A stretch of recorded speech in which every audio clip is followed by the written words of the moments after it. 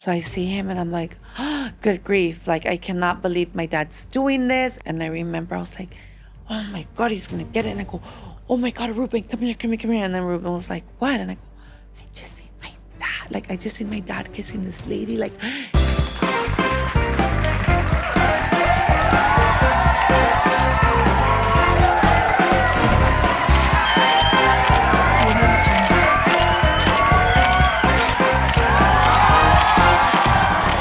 What is up, you guys? I am your host, Alannized, and this is the season finale of Noche de Pendejadas, your favorite podcast turned talk show en donde yo traigo a tus influencers favoritos. Hoy les tengo un episodio, amigas, que yo sé que allá en casita ustedes van a estar súper emocionadas de escuchar, pero antes de que empecemos con todo el chisme del día de hoy, amigas, quiero tomar un tiempecito para agradecerles porque esta temporada, amigas, has been a total success y todo gracias a ustedes. Honestamente, amigas, yo en verdad no sé cómo agradecerles. En verdad que sí no tengo palabras para decirles thank you. After 150 plus episodes, amigas, we're still going strong. Y pues nada nos va a parar, amigas. Esta temporada is coming to an end. Pero no piensen que ya no me van a ver pendejas. Claro que no. I also want to go ahead and thank every single one of my guests porque también sin ellos and without them trusting me to tell their story, this podcast would not be where it's at today. Ustedes saben que traemos cada semana a un nuevo invitado y platicamos de sus vidas, amigas. Hemos podido que ustedes allá en casita no se sientan solos and feel seen. Muchos de ustedes también me han estado preguntando, amigas, que cuándo voy a traer a una de ustedes al podcast porque hace poco I posted a TikTok where I was inviting you guys to fill out a Google form so you guys can come on my podcast y platicar de su vida, amigas. That was about a month and a half ago. Over 20,000 submissions were submitted y pues obviamente, amigas, como se pueden imaginar, going through every single one of those has been very time consuming, pero para la nueva temporada, amigas, estén pendientes porque sí les voy a traer a muchos de ustedes al podcast. So if you guys haven't applied to be on the podcast, I will go ahead and leave the link down below para que ustedes vayan and fill out the application. Pero sí les voy a decir una cosa, amigas, si se van a apuntar para venir al podcast, make sure que en la aplicación you guys are very detailed about what you guys want to talk about. Give us a little brief of your story, porque sí hemos mirado que muchísimos de ustedes en la parte donde les dije, cuéntenme por qué quieren venir al podcast, muchos de ustedes me han ponido como una pinche sentence, it's been my dream to be on the podcast with Alannized, I've been watching Alan desde que estaba chiquito. No, mi amor, así no te voy a escoger. Yo quiero traerme a alguien que sepa su historia and that is comfortable opening up. So make sure that in the description part donde les digo a ustedes que me cuenten un poquito de su vida y de ustedes, me cuenten de lo que quieren hablar. I will leave the link down below para que vayan a hacer eso. Y otra vez, amigas, muchísimas gracias por todo el apoyo que ustedes le han dado a este proyecto mío. And with that being said, amigas, vamos a empezar con el episodio del día de hoy. Father's Day is right around the corner, and if you're still searching for the perfect gift, I got you covered. We all know dads can be tough to shop for, but Manscaped has the ultimate gift to keep him fresh, confident, and well-groomed. And the best part? No waiting for shipping. Just stop by your local CVS and grab it today. And here's the best part. The Lawn Mower 3.0 Plus Refined Kit is exclusive to CVS. It got everything dads need to stay fresh, clean, and confident. Join the over 12 million men who trust Manscaped to stay clean, fresh, and confident. This Father's Day, skip the boring gifts and give dad something he'll actually use. Head to your local CVS today and grab the Lawn Mower 3.0 Plus Refined Kit and give dad the gift of top-notch grooming this Father's Day. With that being said, please help me welcome my guest tonight, Marbella! Hello, ¿cómo estás? Bienvenida otra vez al podcast. ¿Cómo estás? estoy muy bien. Muchas gracias por volverme a tener. You guys, si ustedes no saben, si no me siguen en TikTok, obviamente no se dieron cuenta, but this is the second time in the last week que tenemos aquí a Marbella para grabar el episodio del día de hoy. Déjales cuento rápidamente lo que pasó. Grabamos last Monday, which was supposed to be our season finale, Right. pero no van a creer, amigas, when it came down to editing Tuesday night, the files were gone. Not just all the files, only your files. Ya me hubieran visto, amigas. I was panicking. I was like, oh my God, why is this happening to me on the season finale? Pero gracias a Dios y gracias a ti por estar aquí con nosotros el día de hoy. Because en verdad que sí, you guys, I was like, you know what? She's probably not going to have time because we did film for a good time. Yeah. So thank you so much for taking time out of your day and out of your schedule para estar aquí con nosotros el día de hoy. Thank you for having me. Te quiero dar el momento para que nos digas un poquito más de quién eres y qué haces. So my name is Marbella, and I'm the Murillo twins mom. I'm a mom of 4 kids, grown kids now. I don't have babies anymore. And I used to also do YouTube, and I just took a long break from it. Maybe I'll be back soon. The last time we filmed, you guys, yo me quedé con la boca así abierta with all the tea you spilled in the last interview. So yo sé que ustedes el día de hoy también van a quedar así con la boca abierta. So we're gonna go ahead and start with the chisme. Ya vamos a empezar con lo bueno porque yo sé que para eso vinieron ustedes el día de hoy. I want to start off with your childhood porque pienso que es muy importante para entenderte un poquito más. How was Marbella growing up? ¿Cómo fue tu infancia? Cuéntanos. As a child, I think I had a good upbringing. I was born and raised here in Los Angeles. I was raised around a lot of family, so I loved LA. Like Los Angeles was like my thing. I actually grew up in South Central. We moved around a lot in LA. So I've lived in a couple of places here in LA, but I think as a baby, I had a good childhood. As a teenager, I didn't. I think I had a very hard upbringing as a teenager. I always have loved LA. Like to me, like living in Southern California has been like the best for me. It's always sunny here. Like I love the weather, everything. I'm just such an 80s girl. Like I love 80s. Anything like 80 movies. I just love anything that's to do with 80s. I follow so many 80s on my Instagram. I always think about it and I'm just like, I had such a good childhood as a little girl that I just love those times. And I remember, I guess because my parents were together and that's what I always wanted, my parents together. So maybe that's why I love LA so much and going to Disneyland. Because it reminds you of when they were together? It reminds me, yes, of like when I guess everything was good. I mean, it was like putting a Band-Aid on a wound and we would do so many things. We would go to Griffith Park. That was a thing to do back then. Back then, it's like you would go outside and you were being your bike and that was having fun. You would play Las Escondidas, which is hide and go seek. And those were the best times. The 80s were like the best. No curfew, nada. No, like no phone. Like, Mama, I'll be back, I'll be outside. And she would come outside and be like, ¿Dónde estás, cabrona? Ya métete. But, like we did have a phone later on. But when I was a kid, maybe 5, 6, we didn't have a phone. I remember my dad would go to the Corners.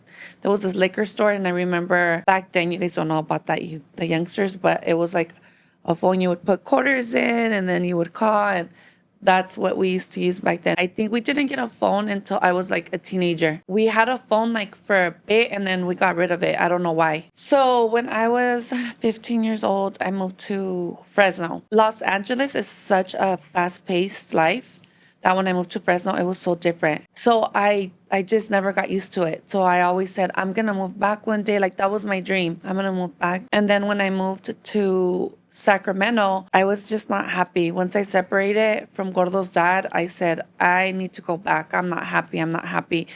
And little by little, I just started putting it in my head. I'm going to go back. And I started asking all my coworkers, like, should I go back? I remember my really good friend, Vanesh, said, you should do what makes you happy. You'll be so much happier over there. That's all I needed. I'm like, I'm going back, kids. Like, either you guys come or you guys stay. Yeah. And I came back. Did you always wanted to come back? Cuando ustedes se movieron a los 15 años, was that something that you're like, fuck, like, I loved LA, like, ¿qué chingados estamos haciendo aquí? Yeah. Was that a thought you always had, or was it just more of like a thought you got later on, in your life? I had a really hard teenage life, so I wasn't living with my parents for a while. I was living with one of my aunts and one of my cousins. And when they were going to move, my dad got offered a job in Fresno and I found out they were moving and I was like, I really need to go back with my parents. So I thought about it for months, like, should I go back? Like, but then I'm going to regret not being with my parents because they were going up north, like they were going to Fresno. So I said I should go back with them, and I made the decision to come back. And when I was up there, I just hated it. I just said, oh my gosh, this is not for me. I want to go back. I want to go back. Nunca se me hizo. Like, it's so expensive compared to up north. Once I separated from Gordo's dad, I said, I am going back. I didn't know where I was going to come back to LA, but I'm like, I need to go back. And all my family was from Southern California. Like, I had all my cousins I grew up with. I have so much family here in LA.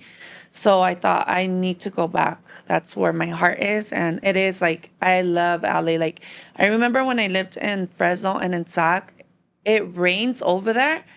And it's always like the winters are always so cloudy. Okay. It's always like foggy. Like, the summers are really hot and the winters are really cold. I thought, oh my gosh, this is not for me. Like, when it gets really cold and cloudy, I felt like kind of down. And like, you know, when we go up there, it's like, oh no, it's so boring. There's nothing to do here. I'm not trying to insult my Fresno people or my Sac people, because I know you guys kind of don't like it over here. So when the up north people come over here, they can't get accustomed to it. They don't like it. They're like, it's too much. They're rowdy. Like, I know Fernando's cousin, like Rogelio, when he comes over here, he's like, Bea, like, they're so rude to me. Like, no me dan chance pa meterme. And they are. Like, you know, here you're driving, like, get out of the way. Like, it's road rage. El tráfico a la verga, road rage, like, constantly. Hasta yo ya me hice así, like, you're going to stop. Like, you know, that's like a big thing. There's so many, like, shootings over here because of, like, road rage and stuff. It's, like, bad. Like, we need to all calm down. But I feel like over there, se me hace como que la gente es more nice. I feel like over there está más calmado el clima. Sí. You know what I mean? I feel like a lo mejor you guys ya cuando me retire, a lo mejor nice guys. I think that's like a thing, right? Like, I feel like, would you mind moving out there ya cuando, you know, you get older and you want to kind of live like a slower life? Or do you feel like, no, tú aferrada aquí a Los Ángeles? No, estoy aferrada. Yo no me, por favor, no me quiero mover para atrás. Si un día me miran allá, es because I went totally broke. Y no puedo agarrar trabajo, no nada, porque pues trabajo y si no... Va a haber signs. El día que Marbella ya no tenga dinero, you guys, there's gonna be signs. Pero even cuando yo me quería venir para acá, because the girls were already old. So when I started telling them, hey, you know, like, I was just like really, really sad up in Sacramento. Like, this is just like, what am I doing here? I'm not happy. Nunca salía, siempre estaba encerrada, like, all the time. Entonces, I was like, ya están grandes, like, my kids ya están grandes. Pues el gordo lo tenía más chiquito, but I was like, what am I doing here? So I would call my cousin a lot, like the ones that I grew up with, and they're like, yeah, vente, prima, vente. And shout out to my cousins, Rosa, Adriana, and Alma, and like, they helped me out so much. Without them, I wouldn't have been able to come back. Like, so cuando tú te viniste, las muchachas todavía no se habían venido para acá. No se querían venir. They were like, we're not gonna, no te vamos a seguir. I was having a lot of problems with Gordo's dad. So my main thing was, I'm going to move back to LA because I just, what am I doing in Sacramento? Yeah. No tengo familia ya, no tenía a nadie, estaba ya sola. Mi mamá y mi hermana, they were in Fresno. So I'm like, ¿qué estoy haciendo aquí? No tengo a nadie. I don't belong here. You know, and Gordo's dad always knew, like, I wasn't from over there. Then me and Gordo's dad had, like we were, like, having it so bad, like, arguing back and forth once I left him. So I'm like, I need to leave. Like, it was mentally draining, mentally, I was so drained and like it was so bad. So I said, so I started telling the girls, hey, I'm gonna go back. And they would be like, yeah, mom, if that's, they've always been supportive. Yeah, so they're like, bye, if that's what you want, go ahead, you know? And I would tell my son, like, I'm gonna leave. So I thought, like, no me van a seguir. They're not gonna follow me, ya están grandes, and no me quieren seguir. And they would tell me, we're 18 and you can't make us go. Y ellas ya tenían su vida ya también, ¿verdad? Pues, amistades, novios. Brittany ya tenía los dos niños. Y luego esta Brianna ya estaba con Fernando. And then my son Ruben, pues él, you know, él nada. Pero he's like, I'm not going to go with you. Like, they all got rebellious and nobody wanted to follow me. So I said, I'm warning you, I'm going to leave. I'm letting you know. And I started, like, I don't know if this is a Libra thing, but you got to kind of like start like doing it little by little and convincing yourself. I've read like I don't believe too much in that, but I'm like, oh my God, that is how I am. That's like a Libra thing. Like, even when I buy an outfit, I'm like looking before I'm like, okay, finally, yeah, the sale's over, now paying full price because I don't jump on it. So that's my... Like, do you feel like you overthink a lot? I overthink a lot. Like, I remember one time Brittany posted like this teddy bear, like going like this, like, me overthinking, that's just so me. Like, I overthink stuff. So I started telling them, nobody believed me. And then my cousins were like, vente, vente, vente. And then my cousin Alma was like, yes, girl, vente, you could come with me, whatever. And when I was young, you guys, when I was like, maybe like, I think it was like 14 still, I lived with my cousin Alma. She took care of me and her mom and dad. I stayed with them for a couple of months because I had a lot of problems with my parents. So that's like, she's like a sister to me. Even her brother, my cousin Johnny, is like, he's always been like a brother to me, and my cousin Liz. So when things are really bad, I guess I do always go to them. And she was like, vente, vente, vente. So I'm like, I'm leaving. And nobody believed me. And I always have that bad habit that even this time that I moved, I won't pack till days before. Okay. So my son was like, that's not your mom. Like, you're not moving. I don't see you doing nothing. I go, oh, you'll see me at the end of this week. I'm going to pack. So empaqué lo que pude y me vine. Y ya está aquí, you guys. Ya Yeah. de aquí nadie las saca. Igual a las twins. Las twins bien tercas de que no se iban a venir de Sacramento. Years later te siguen y ya quién las saca de acá. So I feel like the cuatas, they wanted to bribe me. Like, they're like, esta loca no se va a quedar allá. Like, she's going to come back. She's going to come back. Y ya que miraron que no me regresé, like, years and years went by, and I'm like, I'm not going back. Like, I love it here. Cuando me moví, at first I was sad because my kids stayed behind, and I'm such, like, my kids come first. Like, I love my kids so much. Like, that's my life, you know? I did miss them, and I would cry, and then, you know. But before that, I brought Gordo on a couple of trips over here, and I took him to Knott's, I took him to Disneyland, took him to Universal Studios. I'm not a Magic Mountain person. Those rides are too rough. But I was like, if we move here, this is what we can do, like, every weekend and stuff. Que mira lo que puede ser tu vida. Esto es lo que va a ser tu plan vida. con maña, tú. I was like, ¿te puedo ofrecer esto? You know, No te puedo Gordo ofrecer. jumped on it. He was like, yes. Y el canijo nunca quiere ir a Disneylandia, nunca nada. I got the pass to go every year, and nunca quería ir. Brittany se vino primero. I want to say maybe Brittany, I'm not too sure, you guys, because I've been here for 11 years now, since I came back, because, you know, like I said, I was born and raised here, pero cuando me regresé. So no me acuerdo, I want to say que se vino primero Brittany. No estoy muy segura si fue Brittany o Brianna, pero I want to say it was Brittany. Brittany se quedó aquí some time y no le gustó y se regresó. I was so happy. I'm like, si se viene esta, se van a venir todos, whatever. No, she did me dirty and she went back. I was so sad cuando se regresó. Y después se vino Brianna. Y a ella le encantó. No.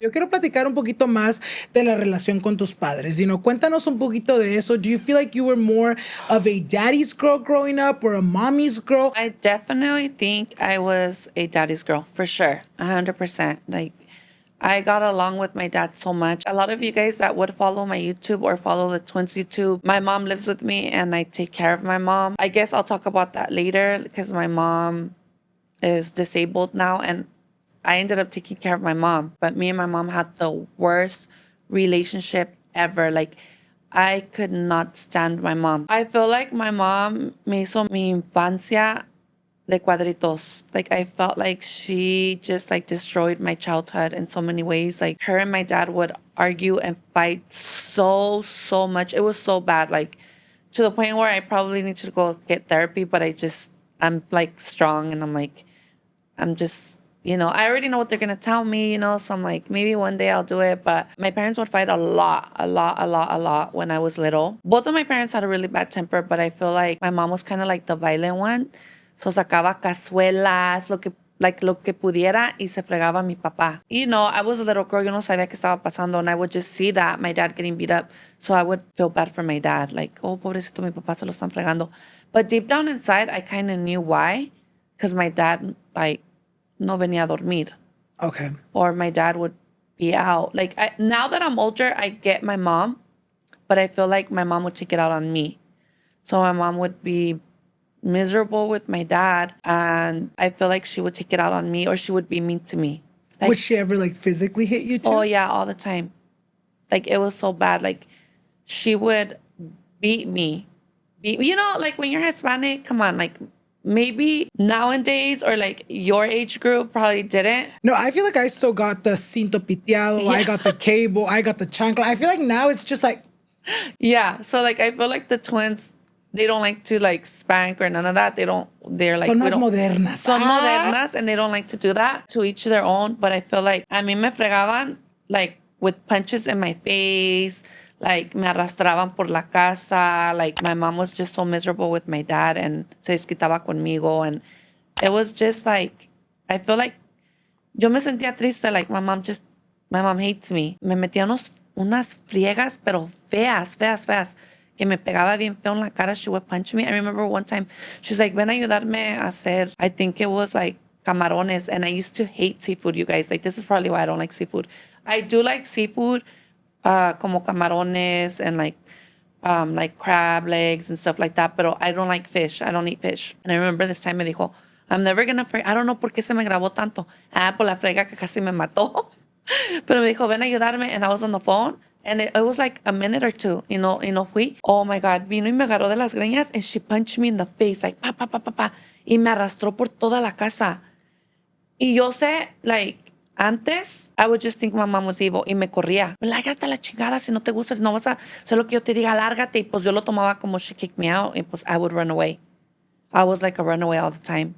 And I remember I used to have my best friend, Anna, and her mom and Anna would take me in and they would hide me. Yeah. Because I would get to their house, like, beat up. And I would get there crying and stuff. And it was always the same thing. Like, I was always, like, going through stuff because my mom and dad would be fighting. I remember the cops would always be looking for me. That's how I ended up living with my cousin Alma, my aunt, and my uncle and them. Me corría, and I would always be a runaway. Like, I remember one time the cops were looking for me. And I remember this one time, too, when I lived in La Puente, because I also grew up in La Puente once I was in middle school. So I remember that there was a cop outside. It was a sheriff. I'm never going to forget. I went and I asked the sheriff, like, hey, would I go to jail? And he says, no, you wouldn't. You wouldn't go to jail, but we would look for you, and there could be, consequences over it. I'm like, so no jail, right? He's like, no. I'm like, My mom would tell me, like, te vas a ir a la cárcel if we put a police report, you run away. But luego me corría. She would beat me up, like, ¿quién se iba a quedar así, So yo me iba, and they would hide me. And I remember that the sheriffs went to go look for me at my friend's house. And I remember she would say, you can't stay here. We have to hide you. And I remember she had a van, and they would hide me in the van. And then from there, me escondían de una amiga a otra, like that. And how old were you when that started happening? Like, your mom kicking you out? Was that very young? I was probably like 13 or 14. And then I also feel like my mom got more like miserable because she really wanted a boy. Like, if you guys follow the twins, you guys know Mama, and Mama always says that she only wanted boys. Ella le vale decir that that's how she felt. So ella dice que she only wanted boys, and that if it was up to her, she would never have no girls. Ella quería tener un niño really bad. So when she got pregnant with my sister, I remember my cousin at that time answered the phone when they called to tell her, because back then they would call you and tell you, like, se hizo un análisis, if you're 35 and older, you're at high risk. So she got this test done where they were checking to make sure everything was okay with the baby. And they called to give her results, and then they asked her, do you want to know the sex of the baby? And she said, yeah. So my cousin's like, it's a girl. And I remember she cried so much. She was upset. She did not want to have a girl. The whole time she cried and cried and cried. She wanted to have a boy really bad. I remember when she gave birth, she had to have a C-section. And I remember who took me. I think it might have been my dad that picked me up. And I remember my sister Monique was choking on something. I was 12. So the whole time I remember thinking, like, my mom no la va a querer. The reason why I had another sibling was because I would cry for another sibling. I would tell my mom, ¿Cómo voy a ser la única? Like, I want a brother or sister. That's why, they she decided. Pregnant, yeah. I remember I get to the hospital, and I remember I see my little sister, and I remember she starts choking. She was choking, and my mom had a C-section, and I remember she jumped on it, like, to grab my sister and everything. So I was like, oh, like, I'm so relieved. Yeah. She does, like, si la quiere, So I remember being worried, but then I remember that postpartum depression came after that. So my mom was really, really depressed after that, like, all the time. So my mom's always had depression. And I want to say maybe because she wasn't happy with my dad. I don't know. ¿Se juntó tu mamá con tu papá a una temprana edad? I think my mom and my dad got married when she was like 22 or 23. So I don't feel that it was that young for back in the day, because back in the day se casaban joven. I just feel like my parents were never meant to be with each other. I felt like in the first year, my mom should have seen, like, esta no es vida, and my dad too. Because it goes both ways. Yeah. Like, I know a lot of people always say, like, oh, poor mama, like this and this and that. But you guys, mama wasn't a good mom to me. And that's why I always defend my dad, because my dad was a great father, but he wasn't a great husband. Pero como papá, siempre fue un buen papá.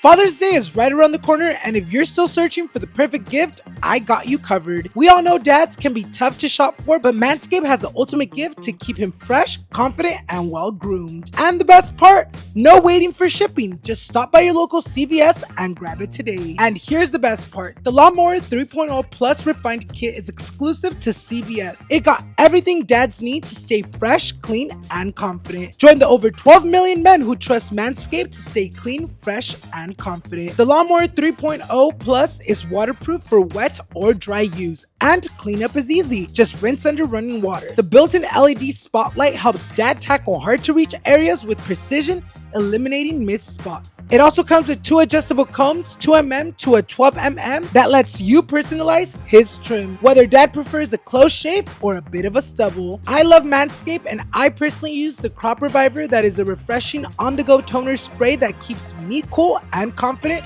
whenever I need a quick touch-up. This Father's Day, skip the boring gifts and give dad something he'll actually use. Head to your local CVS today and grab the Lawn Mower 3.0 Plus Refined Kit and give dad the gift of top-notch grooming this Father's Day. When I got older, I kind of started seeing why my mom was so amargada. I guess that's a word to say. I don't know if my mom would just know that she messed up by saying she only wanted boys, and she would try to fix what she had said, but it's like she would say it over and over, like le valía, but then let me put a band-aid over what I just said right now. So she would say, es que las viejas salen embarazadas y nomás se queman. Like, okay, because when I was young, you guys, like back in my times, because I am in my late 40s, being pregnant without being married was the worst thing you could do. It was like you were the black sheep of the family. You were the embarrassment. Ahora la familia la avergonzaste a lo máximo. She would say, es que las mujeres tienen mucho que perder. Si salen embarazadas, you know, ahí va el nombre de la familia. So my mom very much would think that way. She's very, like, my mom's de un pueblo in Jalisco, San Francisco de Asís, and I feel like she was very close-minded the way she grew up. And I think that had a lot to do with it. Versus my dad, that se lo trajeron aquí de chiquito. He grew up in los Uniteds. So, you know, it was like different lifestyles. So I feel that that's why they never went together. Yeah. Because my mom is very close-minded. To this day, my mom's very negative. She's known for being very negative in so many ways. Was she super religious growing up? Yes, she was. Well, I'm Catholic, and my parents were Catholic, super Catholic, like growing up. Like in our family, we even have like a padre, and like my dad's family, I think he had an aunt that was a nun. So we were very Catholic. I mean, me mandaban to do my catechism and stuff like that. But you know what's funny? Me mandaban a hacer el catecismo. And on Sundays, you had to go to church with your family. And you know what my parents would do to me? They would wake me up at 7 a.m. and go dump me at church and not stay with me. And supposedly eran bien católicos. Yeah, they're like, you estúpido. Yeah, I be stupid. Because they would like kind of like write it down, Yeah, right? Like you we would had have to sign go. in. Yes. And I remember at that time I lived in Cyprus. So I remember that little church. That's where I did my first communion, which I loved going to my first communion. I remember our teacher was like the nicest teacher ever. And I remember I would see everybody there with their families, and I wouldn't. Like, since I was a little girl, like, I've been left behind in the cold. Like, why wouldn't I go with my family? And this is why I always wanted to have more siblings. But my parents wouldn't go with me. Was your mom, obviamente nos cuentas that she kind of would hit you y te corría de la casa. When you would come back, would she kind of like apologize, or would it just kind of be like, No. you know what, te chingué, ya regresaste, moving on? What was that like when you would come back? She wouldn't talk to me. She would be mad at me, no me hablaba. But it's like, you would kick me out. And the only reason I would come back was because my dad would look for me. My dad would, like, I would call Dad, I just want to tell you I'm okay. And he would be like, mija, he would cry, like, please come back. Like, I love you. And I would hear him, like, he would tell my mom, like, no más que no regrese la niña y tú me las vas a pagar. Like, this is going to be your fault and stuff like that. I don't blame my mom because, like, you guys, like, that was my mom back then. That's not my mom now. Like, she's still with her whole thing about boys. Y le vale. And I don't take it personal. Like, I don't think the twins or none of us take it personal because that's the way she is and we're not going to change her. But I feel like my mom now has now she's a great grandma. Like, she's a good grandma, and she's even a better great grandmother. She is like, she loves her not even grandkids, porque ella es bisabuela. Yeah. So she loves them. Y no hay nadie que los pueda tocar o hacerles ningún mal. So I think what it is like monkey see, monkey do. Yeah. Because even I didn't want to be that way, and I picked up from my mom with my daughters and my kids, like all of my kids. Like, uno no quiere ser una mala mamá, but it doesn't come with the handbook. So I wasn't a great mom either. I was young. I was 16. I didn't know how to be a mom, and you pick up from how you get raised. Yeah. So I should have been like, since my mom raised me like this, I'm never going to be like this. Like, I'm never going to do that. One thing that my mom did to me is that me acuerdo que me metía unas chingas si no me comía lo que ella hacía de comer. So I remember I hated papaya and fish, and she would like slap my ass. Like, te vas a comer aquí en el restaurante, te vas a comer eso. And I would cry like, I hate papaya and fish. Like, that was like liver, all that. I hated that. So I remember siempre se me grabó, when my kids get older, I'm never going to feed them what I don't like. I never made them eat something that they didn't like. Si les hacía algo de comer y no lo querían, I wouldn't make them eat it. Because I remember que yo agarraba una toallita, and she would be like, Day, no te vas a levantar, cabrón, hasta que no te tragues eso. And I would be like, oh, shit.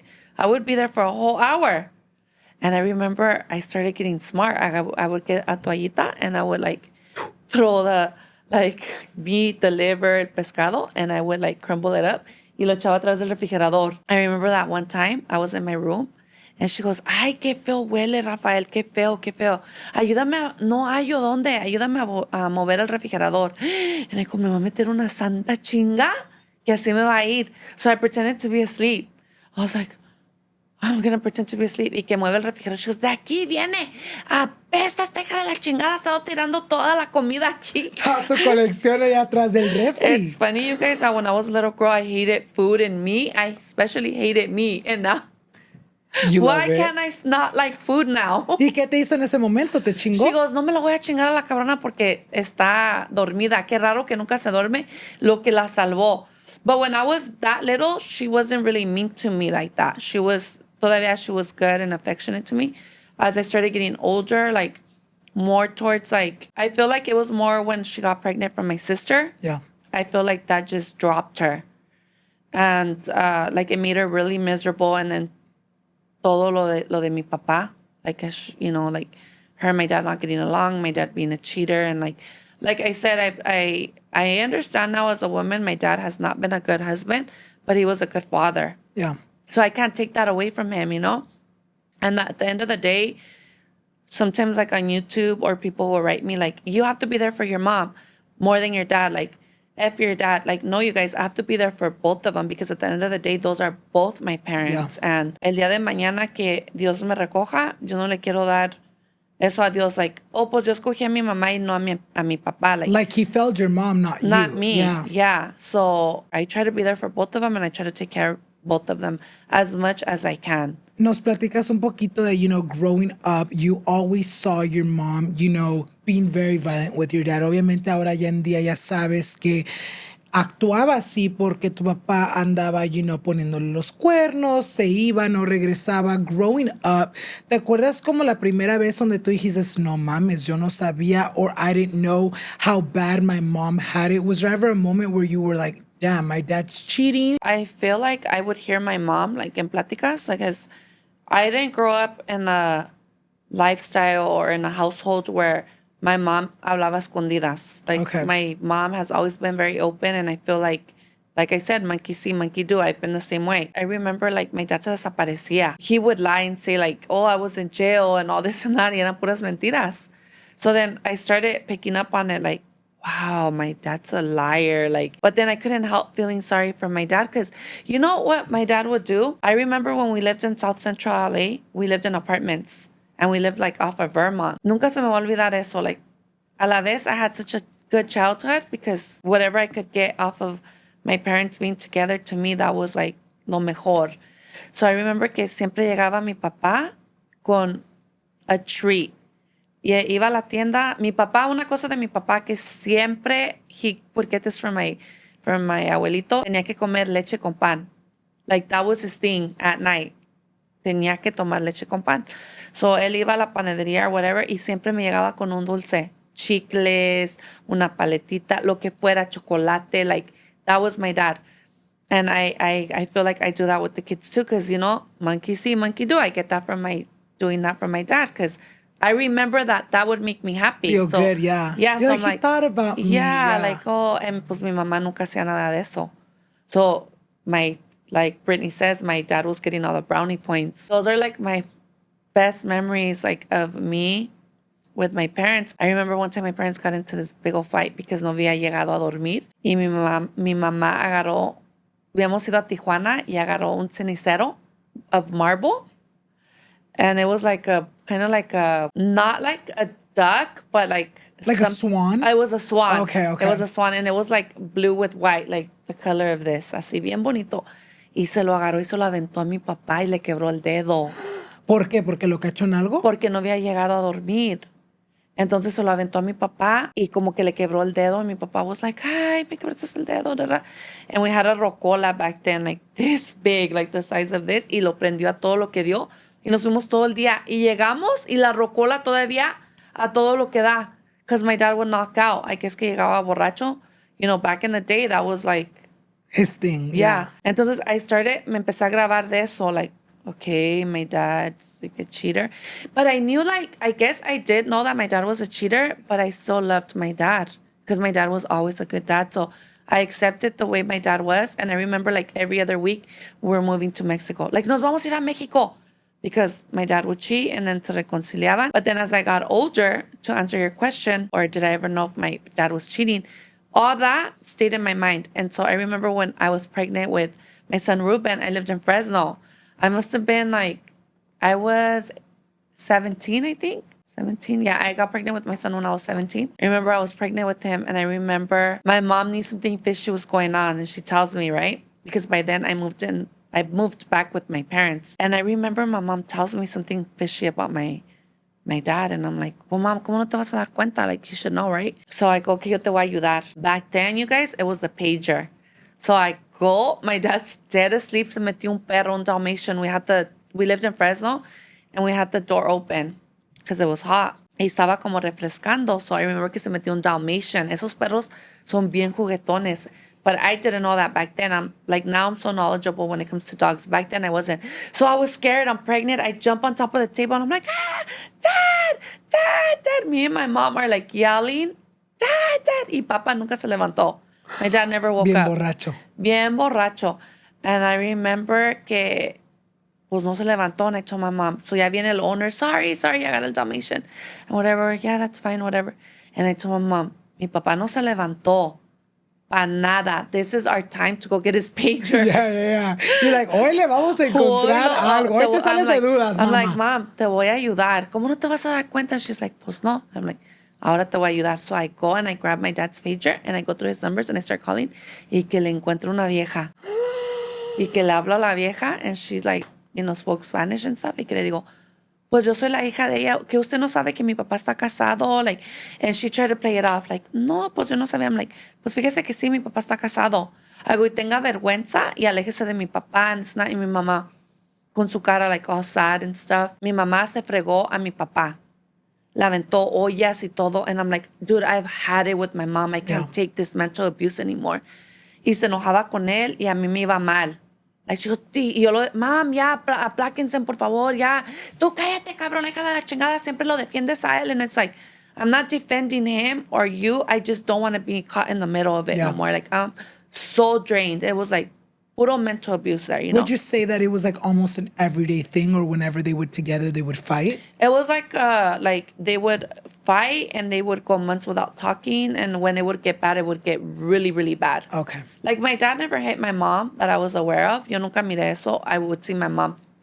Like, I don't know if you want to call this domestic violence, but I would see my mom throwing whatever she could at my dad. And like, you know, I would see all that. When I got older, I just knew that my mom wasn't happy with my dad. And I realized why. Because then I got into my relationship and I seen, shit, this is why my mom is unhappy. And, you know, like, I was able to understand my mom. But that was like the kind of abuse that I seen. And that's how I caught my dad with like the first lady and my mom and stuff. And no sé, I don't remember exactly what happened. I was 17, but I know they had to talk about it and whatever. And I know my dad was like, you bitch, you like snitched on me, And I said, Dad, sorry, but I'm not going to let you do that to mom, Like I was more of a woman. I already had the twins, and I was pregnant with not my second because I had the twins, but my second pregnancy. And I kind of more understood my mom as a woman. Yeah. Did they separate en ese momento or they still stayed together? A tus 21, 22 años se separan, which is years later after this first time que tú le encuentras algo. What was that moment? Do you remember that time? Yeah, I remember that it was my mom. It was my kids, of course. I already had the twins and my son Ruben. And I remember we were outside. We lived in Fresno. And we were outside barbecuing. So it was the kids, me, Ruben, and my mom. And I remember we were barbecuing and my dad supposedly was at work. And I want to say it was a Saturday. Y dijo que iba a trabajar. At that time, he was a manager, a regional manager, so he would work a lot. So I remember que llegó. Todavía me acuerdo, eran como las 4 de la tarde. And I hear this car, ta, ta, ta, ta, ta. And it made me like look over, like we had like a wooden fence. And I remember I looked over and I remember I see my dad kissing this lady. Enfrente de tu casa. Like on the side, porque la puerta estaba aquí enfrente y like aquí estaba enfrente y estaba así la yarda y luego aquí was a wooden fence. And that was like your first time physically seeing him cheat? That was our first time physically seeing him cheat. The first time. So I see him and I'm like, oh, good grief. Like I cannot believe my dad's doing this. And that's when like my whole eyes opened. Y lo miré besándose con una señora. And I remember I was like, oh my God, he's going to get it. And I go, oh my God, Ruben, come here. And then Ruben was like, what? And I go, I just seen my dad. Like, I just seen my dad kissing this lady. Like, you know that noise? It was him. And he goes, oh, no way. Like this. And my mom goes, ¿Qué estás hablando de tu papá? Because my mom's been here since she was like 18. So ella entiende inglés. Like, don't ever let her fool you. She understands English. Like, a lo mejor una palabra otra no la entiende, but she understands. And she also worked at a daycare. Y lo agarró más. So, ella entiende. So she goes, es tu papá, ¿verdad? Agarraste a tu papá. And I was like, no. Because I'm like, I do not want my parents breaking up because of me, you know? Yeah. Tú de chismosa, yeah. So I'm like, no, es que lo miré que venía and I'm telling Ruben que creo que viene de borracho or something like that. And I go, oh my God. Like, I was so devastated because I was like a daddy's girl. But at the time, like, I was a woman now. So I had kids. And like, that was a no-no to me. So I went in and I was crying. I was like, oh my dad, how could he do this to my mom? I felt like he was doing it to me because he was breaking up our family. And I remember I had made a salsa and stuff. And I remember I go to the door. He's coming in and I'm going to let him have it. So I go to the door and I go, Dad, I just fucking seen what you did right now. Like, te acabo de mirar. Like, you were over there kissing that lady. Like, da-da-da-da. And like, he's just like, ay, mija. Like, I don't know. I don't really remember. Like, he was trying to get out of it. Like, no, it's not what you think. I'm like, what the fuck do you think? It's not what I think. Like, yes, you were. Like, you know. Te miré. Te miré con mis propios ojos. And my mom, I turned y está atrás de mí. Escuchando todo el chisme. What was her reaction? She's like, no que no, Marbella, no que no. Like, eres una mentirosa, no que no, este cabrón. Allá besándose con otra pinche vieja. Goes, agarras tus cosas, te me largas a la chingada and all this and that. And I was like, porque en aquel entonces acostumbrada, even if the man's paying, if he's the one that gets caught, it's el que se tiene que ir, you know? Porque es la casa de los hijos. Yeah. Sí, es la casa. Is that how it was in your I think it was. Yeah, it was. Yeah. I think it should always be like that. Pero ahora ya los hombres ya se pusieron bien, like, se pusieron no, cabrón, yo pago los listos. biles, te vas tú. I think it should always be. Y así estuvo y se pelearon and I think que todavía se quedó. And I remember I was so mad que se la aventé acababa de hacer salsa para la carne asada y se la aventé. Because I remember I kept praying to God, like, God's going to punish me. Like, you know, one of the 10 commandments, you're not to, like, you know, like, you're always supposed to honor your parents. So I go, Mom, me va a castigar Dios. I kept praying on that. I remember they fought over it and argued, and my mom lo corrió, and my dad, pues, en chinga se fue. Con la vieja. Pues, según echó mentiras que no, and then later on I found out que sí. What was it like for your mom? Obviamente te quedas ahí tú con el problema. You know, you're living with your mom at this point. What did you see your mom go through? Like, did you see your mom go through like her heartbreak era? ¿Y cómo te afectó eso a ti a verla I así? did. That's when I kind of see my mom being more docile. Because she had like this horrible attitude like the whole time. And that's when I seen her like, she calmed down. Yeah. She was like, oh shit, like I just lost something. But the whole time I just thought my mom wasn't in love with my dad. Like she did not give a shit about him. Then I felt like my mom wanted my dad back. At that point, I never had seen my mom like that. Like it was always like her in a bad mood, like fuck you, like vete la chingada, pinche perro. Like she still talks like that. But at that point, she went through a point in her life where she wanted my dad back. ¿Cómo te afectó eso a ti? Obviamente, at that time, you were older. Ya tenías a tus hijos. Did them divorcing affect you in any way? It did. ¿En qué manera? I always wanted my parents together. And that was something that took me years to be able to accept. I always like wanted those good times. Like I always remembered me being little and like the good times when I lived in like South Central LA and us being united and like all my family coming over, and that's what I wanted. So I never was okay with them getting divorced. I didn't want that, but also there was nothing that I can do because my dad would mess around. So my mom had to make her own choices and I had to stay out of it. So I was never like, don't get divorced, but inside I was always crying. And I went through a really bad time where I felt like back then I needed more therapy because I went through really, really bad depression because of that. I would always cry like, oh, my parents, like my dad, like I took it really, really bad. Because I was like the oldest. Did you feel culpable that you were like, I was the one? Because I felt like if I like hadn't said anything, my mom wouldn't have heard y no se hubieran dejado. So I later on found out that my dad was living with this lady and I kept it from my mom because I did not want them to get a divorce. But I felt like I was also being selfish because I was thinking about myself. Yeah. And I wanted them together so bad. Did you convivir with the other lady? I did, and I really loved her. Her name was Ginger. She was such a good lady. She was so good to my kids, always. And I don't know if my kids have talked about her, I think. And she was like the best. I have nothing bad to say about her. I only have good things to say about her. She treated my kids like if she was a grandma. She treated me like a daughter. She was so good to my dad. I felt like that's who my dad should have been with because that was his happiness. Like, not even the lady that he was with now. Like, my dad's not even happy with her. ¿Qué pasó? ¿Por qué no están juntos? Ginger and my dad are no longer together because Ginger ended up passing away from a heart attack. So she passed away in her sleep. And I feel like that was my dad's love right there. And I feel like she was a really good lady. I wish my dad would have ended up with her because that's who made my dad happy.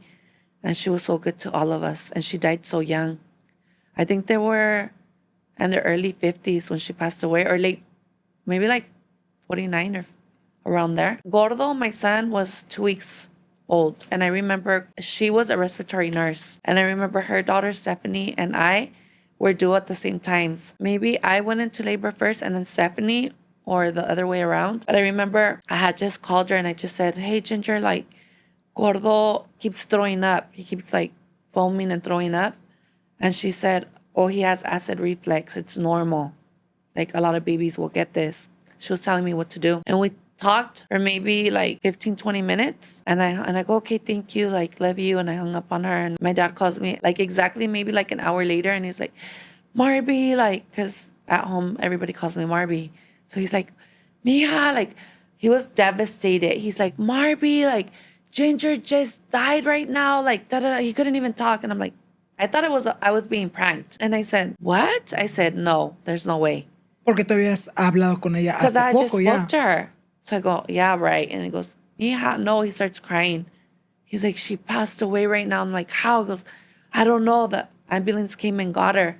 So I thought there was still hope. I'm like, she's going to get to the hospital and they're going to bring her back. It's going to be good. So as I'm trying to get up and get ready and stuff, my dad's like, they pronounced her dead. And I couldn't believe it. Do you feel like that affected you even more than it should have? You know, obviamente, you have your mom still alive, but you meet this new woman who is now your dad's new wife, essentially your stepmom. Do you feel like te afectó mucho to the point where you're like, oh my God, I felt like I lost my own mom?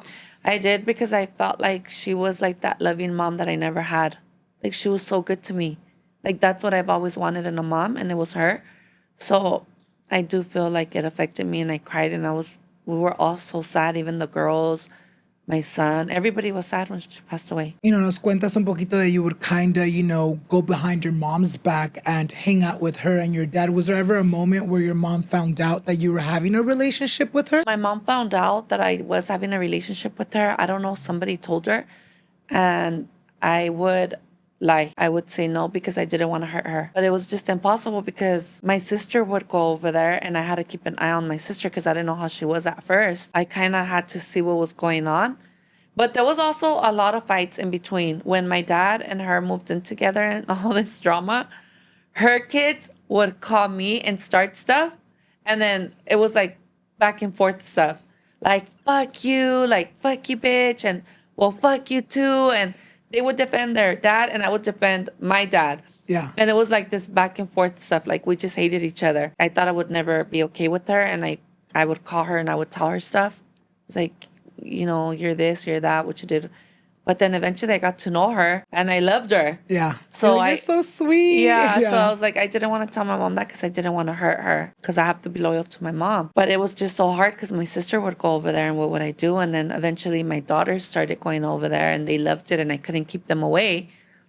And I got to know her. And I think my sister-in-law, my ex-sister-in-law, which was Ruben's sister, told my mom. How did your mom react? They were like close to my mom too. Ruben's mom passed away when like Ruben was like 18 and they were young. So, you know, they had like a relationship with my mom. So she's like, ya me dijo Lulu. And I was like, oh shit.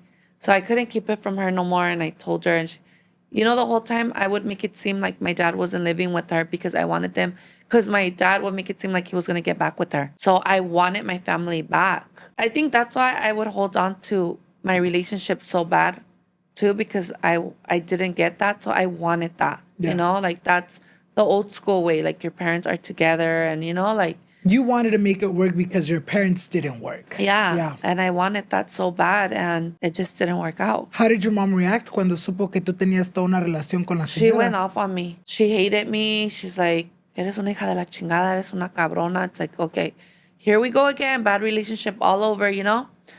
And we didn't get along for some time again, and I get it. Like, she was hurt, and I understand her, and I give it to her. Like, I deserve that. She was upset with me for a while, but then eventually she's just like, my poor mom has also learned to accept it. Because then I would talk to her, and pobrecita, you know, like, there goes my daughter talking to her, and like, but my mom always knew that it was also because of my sister, and then my dad started taking my daughters like on the weekends to be with my sister. What could I do? Y era tu papá al fin del día, no era como and que then si they lo went ibas to a court. cortar. You know, like when you get divorced, you like, everything goes in. So there was no way of keeping my mom apart from my dad. And I don't think she ever wanted to. But yeah, it was bad. You know, we went through a hard time and then she ended up passing away. When she passed away, Gordo was only 2 weeks and my dad would come over to my house to cry a lot and I couldn't do it because I was kind of going through my own postpartum. I couldn't take it. I asked my mom to turn Christian because she was going through a bad breakup with my dad. Her neighbor was Christian. So she kind of wanted to go for that religion, which is fine as long as you believe in God. That's okay. My sister and I are Catholic and my mom is Christian. Okay. My mom and my dad are actually Christian. So it's okay because we believe in God at the end of the day. But when that happened, I asked my mom if she was a real Christian to forgive my dad. I'm like, if you're really Christian, please forgive my dad because he needs help right now. My dad started hanging out with my mom a lot. From all that hanging out, my dad started asking my mom to get back together. But at the same time, my dad always had an affair with this woman. That woman started to come around again. And I knew about that woman because when my dad would get drunk, he would always tell me that I had a sister. So my dad would say, you have a sister, but when he would get drunk. So I would always say, he's just drunk, you know? But as time went by, that started coming up more.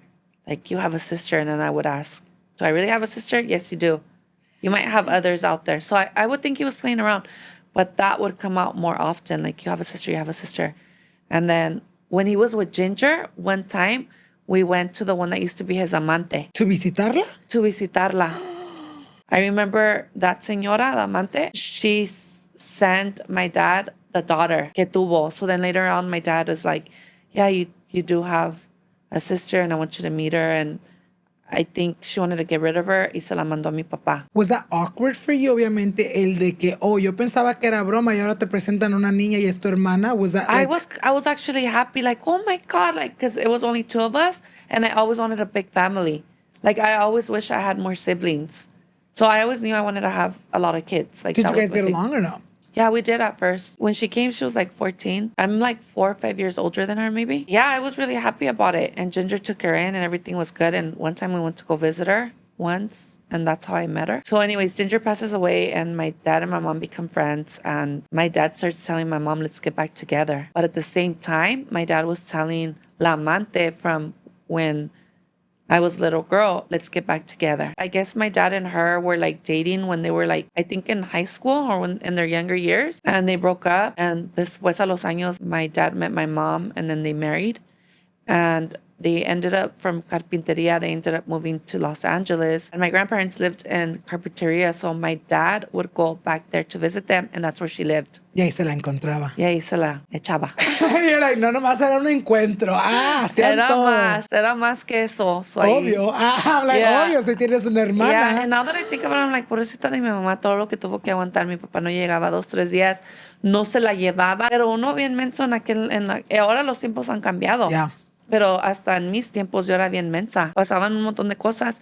Se iban y me dejaban una semana o 2. Y yo igual que mi mamá, ¿qué puedes hacer para controlar eso, you know? Eso es lo que hacía mi papá. Se iba and that's how this other daughter came about. Do you have a relationship with her now or no? No, I used to have a relationship with her. But then when my dad was telling my mom, let's get back together, my mom's like, lo voy a pensar porque ya no te quiero, como lo humillaba, you know? And I get, like, that was, you know, my dad Put left. through a law, yeah. Yeah, so se fue. So I get it. But my mom would say, no, ya no te quiero. Me das asco, like, lo voy a pensar, like, we'll see. At the same time, yo no sabía. Mi papá iba y le decía a la amante from back then, like, let's get together, let's get together. So la que se animó fue ella. So después ella le dijo que sí a mi papá y mi mamá como a los días después le dijo a mi papá que sí. And my dad's like, it's too late. You had your chance. Yeah. Literally. My dad was like, tú me dices que te daba asco and I made up my mind. And it's you guys, it's kind of like fair game. Tú me dices que no, Tú pues me voy a dices que buscar a no, un sí. but at the same time, como mujer, it's fucked up that you were doing that because he was playing with both of them at the same time. He was playing with both of them. So, like, como mujer, I'm like, dude, that's fucked up. Like, if that's your bestie, you're going to be like, oh, no, amiga, like, eso no se hace. Like, F him, you know? Yeah. I told my dad, tú le vas a decir a mi mamá. I will not tell my mom that. I got to convince my mom to talk to you. Y fíjate lo que le hiciste. So you found out that he chose the other one first before your mom. Yeah.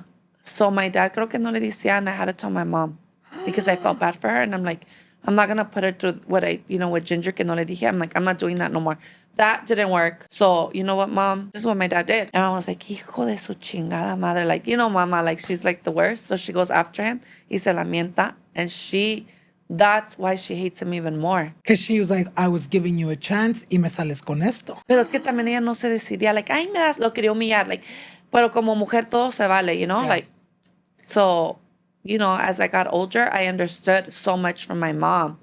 So, like, I got to understand why my mom was the way she was. Like ahora, I don't blame her. Because now I'm like, my mom was just miserable with my dad. Y pues, I was there. I want to say que se desquitaba conmigo y a la vez no. Because monkey see, monkey do. I kind of would, like, I was not in a good relationship with the girl's dad. And maybe I wasn't a good mom either, you know? So, you're going through something bad. And unfortunately, like, if you're not that strong person, because you could be a woman or a man nowadays. Yeah. But if you're not strong, like, you let them take over you and you go down, you know? So now I understand my mom and stuff. And, you know, like, ya no se lo tiro en la cara because it gets nowhere. I just, like, okay, I get it, you know, for my mom. Pobrecita. And I just feel like you too, tú estabas como entre la espada y la pared. You know, obviamente you were trying to be there for your mom, even though your guys' relationship wasn't great.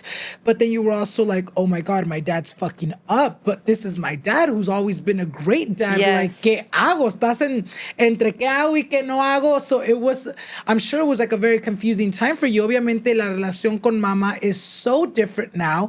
You know, obviamente vive contigo, siempre están juntas.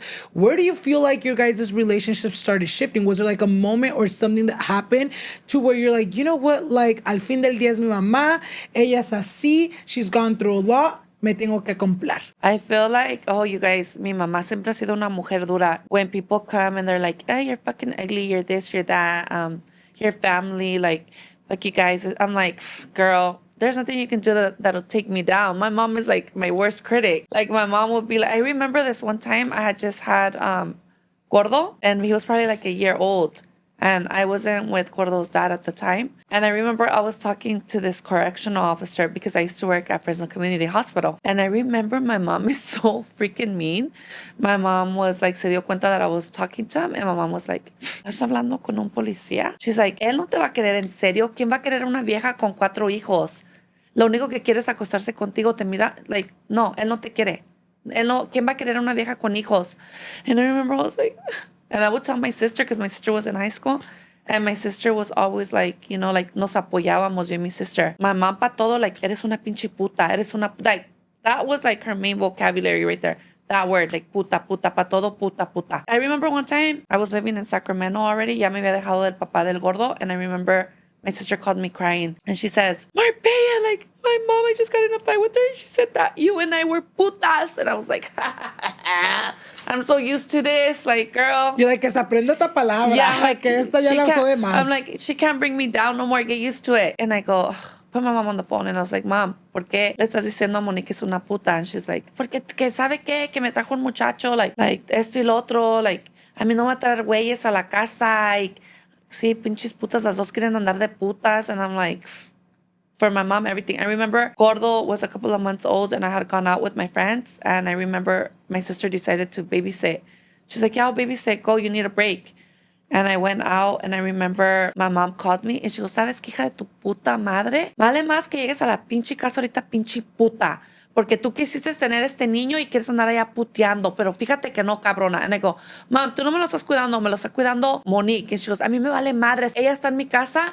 Y aquí se hace lo que yo digo, no tú, ella, a mí no me pidió permiso para cuidarte nada, es de que sí, vale más que llegues, cabrona. And I would go to Bakersfield to party. Okay, There used to be so it would be a drive. Yeah, it was like an hour and something to go from Fresno to Bakersfield. There was a club back then, it was called La Movida. I don't think it's there no more, but I would go to that club sometimes. I wouldn't, like, I had just had Gordo, so casi no salía. So I remember Gordo was already like, maybe like 7 months or whatever. And my mom just like, whatever. And I remember on the way I was crying because it's like, dude, she's never going to change. Yeah. Like, she's always going to be like this little, like, evil lady, you know? But even though my mom has always been this way with me, and I kind of was like, dude, I can't stand her. She's so evil. And I would always call my dad like,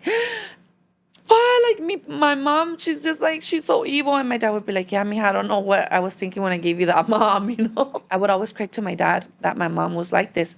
We've always known my mom has never been affectionate. She's never been affectionate to us.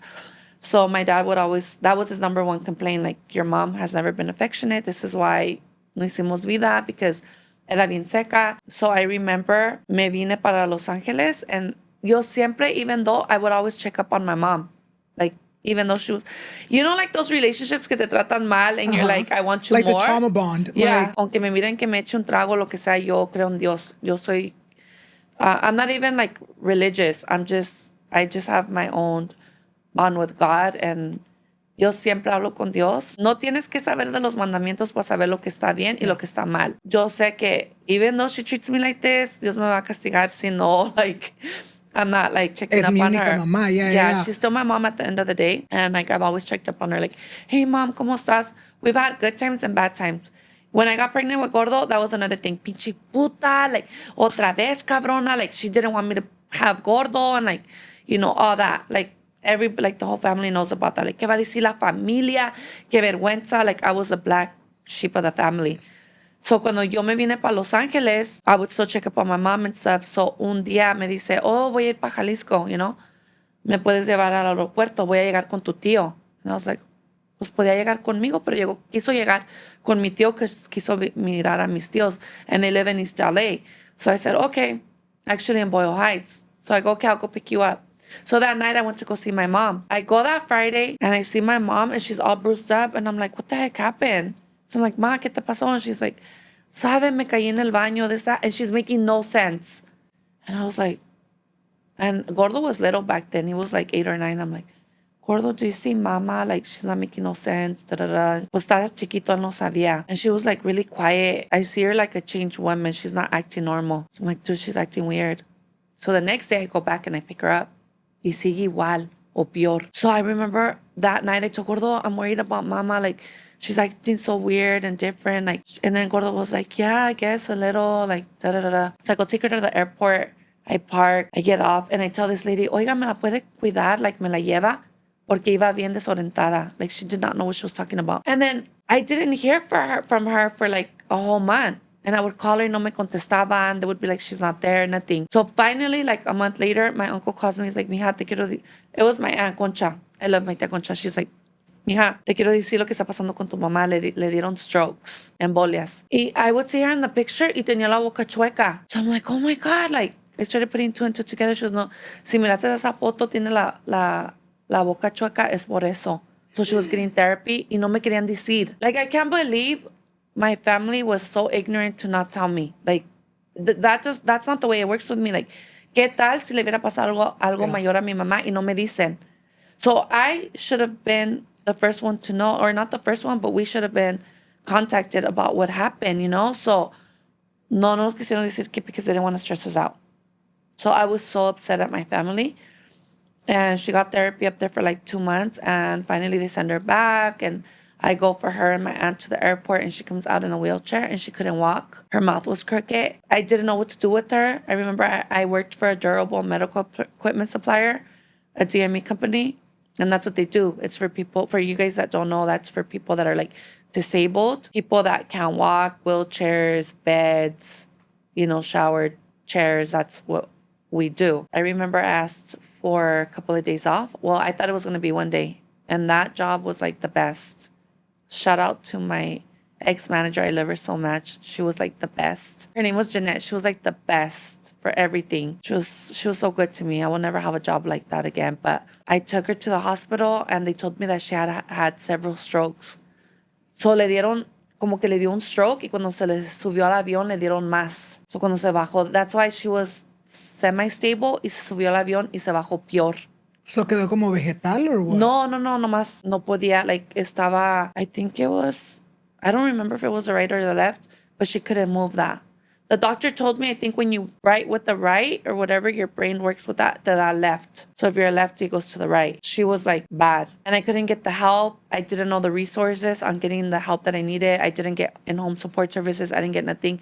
So I remember my Nina, which is my aunt, my mom's sister, she would help pay so my two cousins could take care of her while I would go to work. So once my life kind of got on a pause when I moved to LA, because then when Gordo and me would get when I would get home from work, like I would go pick up Gordo at the after school program and then I would rush home and then I would have to take care of my mom and like she would use diapers back then. She would poop and I would have to change her. So it was like she was a little girl. Y me acuerdo que se asustó tanto with the strokes. She got herself on like this good diet, lost so much weight, everything. She was going to therapy, everything. She lost so much weight. And like that changed my mom. Like, I guess she realized, like, you know, like she almost died and what had happened and like, quedó disabled. Did you ever think like, you know what, like my mom doesn't even love me. Why am I like putting my life on hold to tend to her? What was your mindset at the beginning? Y cómo fue cambiando poquito a poquito el de que, wow, like my mom, si no me tiene a mí, no tiene a nadie. I never thought about that. I just knew that I always had to take care of her because that's the way I was brought up, you know, like I was brought up with fear of God. So I knew that I had to take care of my mom. There was no ifs or buts. And I remember Gordo would help me change her. I remember I never wanted to tell my work. Like I need this or that. So I would just keep it a secret. And I remember that se me acababan los gloves and I would use like, me ponía the plastic bags from the grocery store. Like when you go get the bags. Y me las amarraba. And I would have to like, y me amarraba una bolsa aquí because adult poop really stinks. Yeah. And I would have to like change her. I'm like, yeah. Yeah. And Gordo, like, yeah. I know. And Gordo would have to help me. Like Gordo me ayudaba. Gordo was little back then, so he would help me. And there was no ifs or buts about it. Like she was just there. And that's how my mom ended up with me because who was going to take care of my mom? You know, like it's only my sister and I ended up taking over because I was the oldest one. As time went by, my mom ya no quedó bien de los strokes and she couldn't walk right. She has to use a cane because she's not stable. And then she stopped going. My mom's very stubborn, so she stopped going to therapies. But I always say that God put her in my life for a reason so we can build a relationship. Like, I had to forgive my mom. I had to forgive my mom in so many ways. I hate talking about this, but I had to forgive my mom in so many ways because I feel like nobody had to tell me to become a daughter. I just knew that I had to be there for her because there was nobody there. And, you know, my mom still would, she wouldn't be mom if she wouldn't say puta this or puta that, you know, but I have forgiven my mom and I don't talk about it because there's no sense of me bringing it up and we're just going to fight because to her, she will always say that it's because I was rebellious. But the reason why I was rebellious was because she used to beat my ass. Yeah. Or she was always like fighting with my dad. So of course I was rebellious. Like when she had my sister, she went through like postpartum depression really bad. And she would just never get up from bed. So she was always depressed and I would always just never want to hear. It was always depression with her, like always, always, always. And I felt like she just didn't care about me. So, you know, after that, I just knew that when my mom came to live with me and the whole strokes came around, she started changing on her own, like little by little. Maybe she started realizing like, dude, I have nobody but her right now. So like. Did she ever like apologize to you? She did. In that moment? Not in that moment, but she has apologized when we talk about it. And I hate bringing it up because I know she's sorry. You know, like I know she feels bad. And I hate like torturing her with that. Like, oh, you're such a fucking bad mom. You did that. Like, I know deep down inside she's sorry. And why bring it up to her? Like, yeah, she's changed. And like, don't get me wrong, you guys, like living with just like, not only because my mom is disabled, it's not even that. Living with an older person, they're so stubborn and they go back to like being kids. So sometimes I'm like, oh my God, like it has nothing to do with like my childhood or anything. It's just that she's so stubborn. I'm like, today I'm gonna lose it with You're her. like, I need patience. I give pray me patience, to God to give me patience because it's horrible. But I don't see myself ever putting her in a home or my dad. Like even if I stay single for the rest of my life, it's okay. But I do not see myself putting my parents in a home. I feel like if my parents need me, then if this is what's my life and this is what's meant for me to be single forever, then this is what it's going to be. If you would be able to have mama in front of you, what would be something that, you know, ya a través de todo lo que nos has contado y cómo ha cambiado la relación, what would be something that you'd like to tell your mom at this moment? I just wish that she would take accountability. Like, I just wish she would be like, you know what, mija, I'm like, perdóname porque no fui una buena mamá. Like, no supe ser una buena mamá. Te hice la vida imposible, por eso te ibas. Like, por eso hay veces que te di la depresión que tienes porque nunca te di una buena vida. Like, yo y tu papá te hicimos la vida infeliz. Like, but she never wants to take accountability for what she did. So I just wish she would say that. Like, she has said, like, I'm sorry I wasn't a good mom. It's because, you know, like, a lo mejor es por mis papás because she's very dry. Yeah. But that's her way of saying she's sorry. And, you know, later on, I found out that both my grandparents were orphans. Like, not really like 100% orphans, but like my grandpa's mom passed away. Le dio, you know, back in the day, like you would give birth. Y so ya que after you give birth, like, si no te cuidabas, I don't know why it was a thing back then, pero le dio fiebre a mi abuelita. My mom says that back in the day, if somebody passed away y tú ibas a ese funeral, it was bad if you had just gave birth or if you were on your menstrual. So my grandma had just gave birth because, you know, she was on her menstrual. Y que le decían, no vayas, te va a hacer daño. And she would be like, tengo que ir. And que mi grandpa, mi bisabuelo, le dijo que no fuera. And she went. And it was raining. Y le dio fiebre. And she ended up dying from that. Le dio pneumonia. And she ended up dying. So my grandpa quedó newborn. I remember my grandpa used to love him so much. Se llamaba Julián. I remember, nunca les decía like, hey, cabronas. Nunca les habló con malas palabras. Pero he wasn't present emotionally. He was dry también. So I see like the pattern, you know. And then my grandma, I forgot who was it that passed away. But también pasó lo mismo. And they remarried. The same thing. So my grandma was more like la bocona. Like, ay, cabrona, ay, hija de la chingada. Like, ay, qué vergüenza. Like, you know. And le enseñó eso a mi mamá. So that's where my mom gets it from my grandma.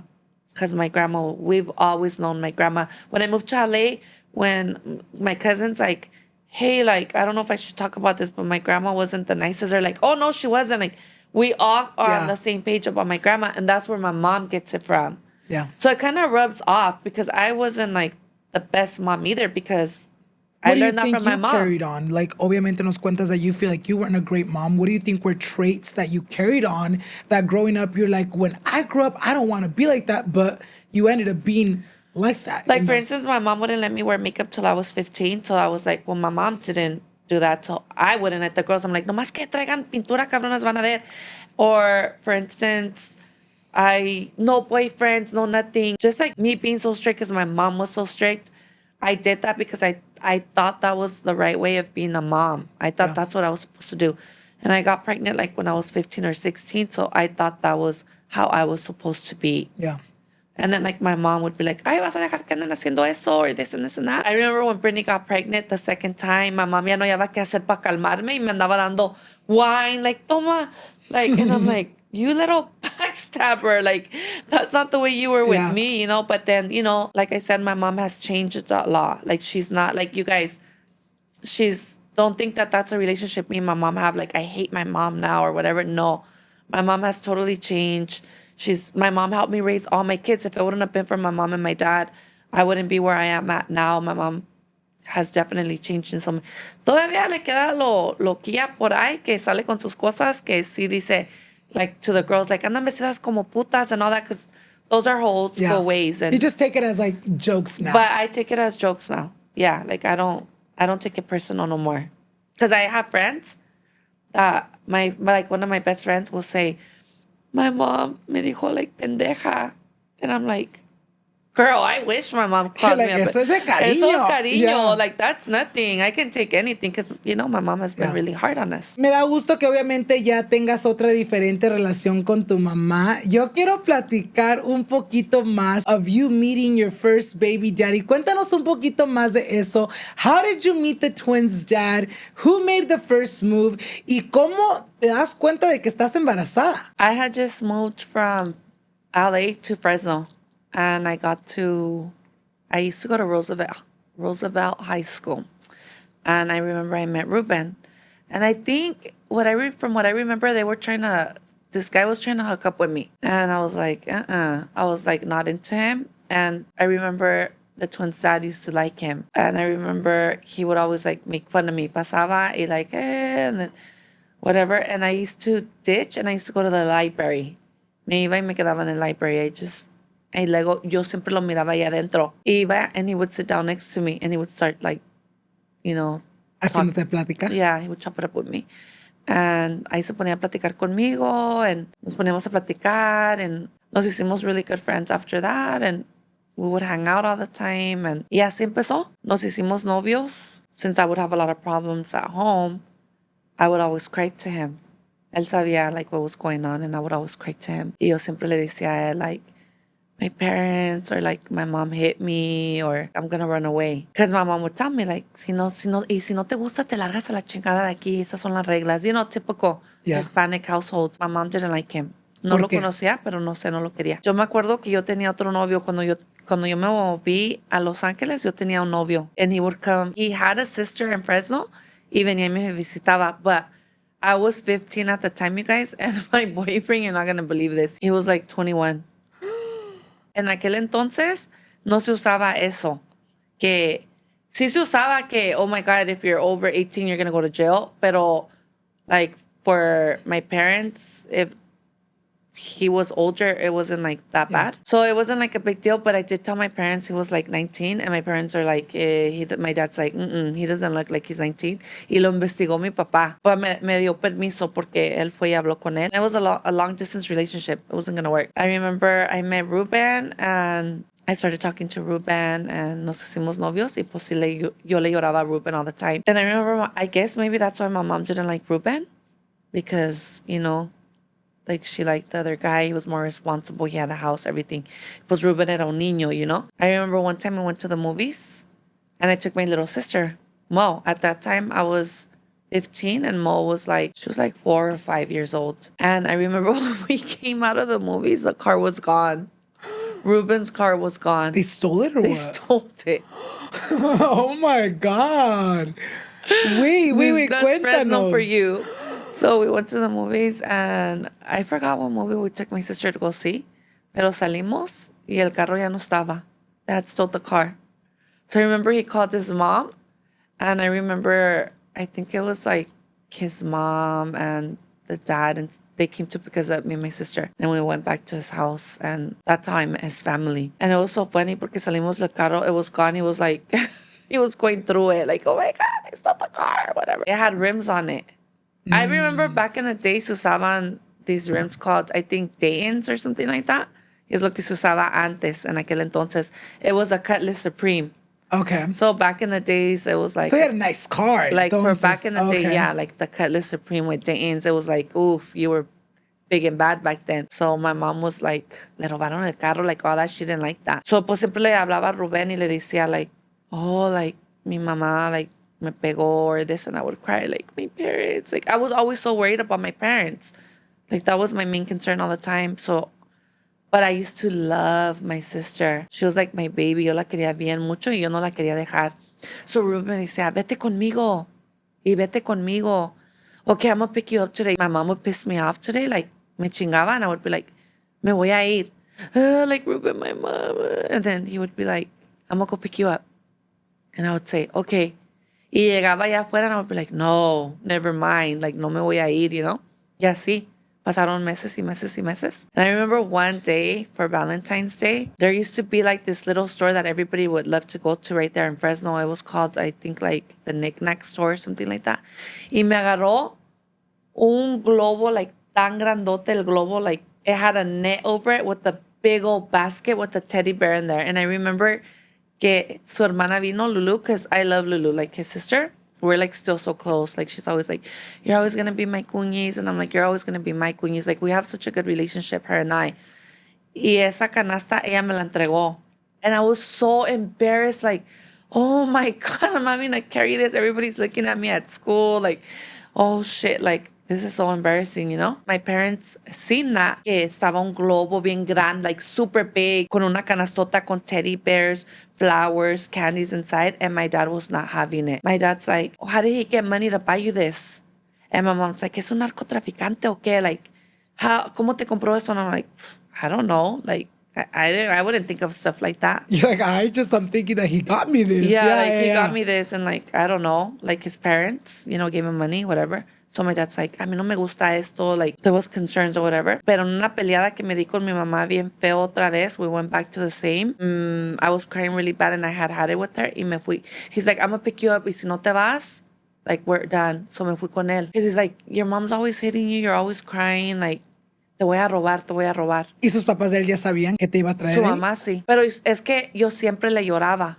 Like siempre, like, my mom, like siempre, siempre, siempre, siempre, siempre, like, it was always my mom, my parents. Of course, my dad had something to do with, he contributed to why my mom was upset, you know?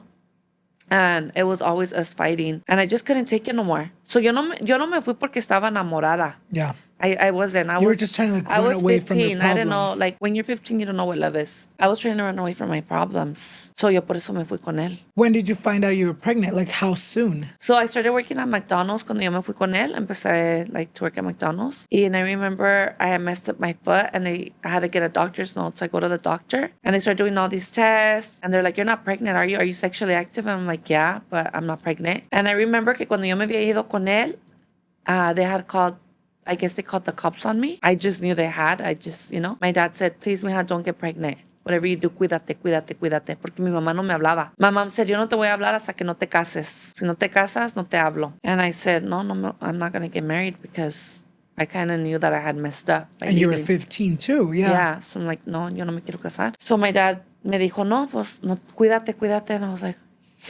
was like, sure, you know. Pues no me cuidé muy bien porque salí embarazada. But I go to the doctor and they had to do these tests on me because my foot was messed up. And then the next day I started feeling sick. He took me off for like a week. And then the next day, hasta más mala. And I'm throwing up and throwing up and throwing up. And I'm like, what is going on?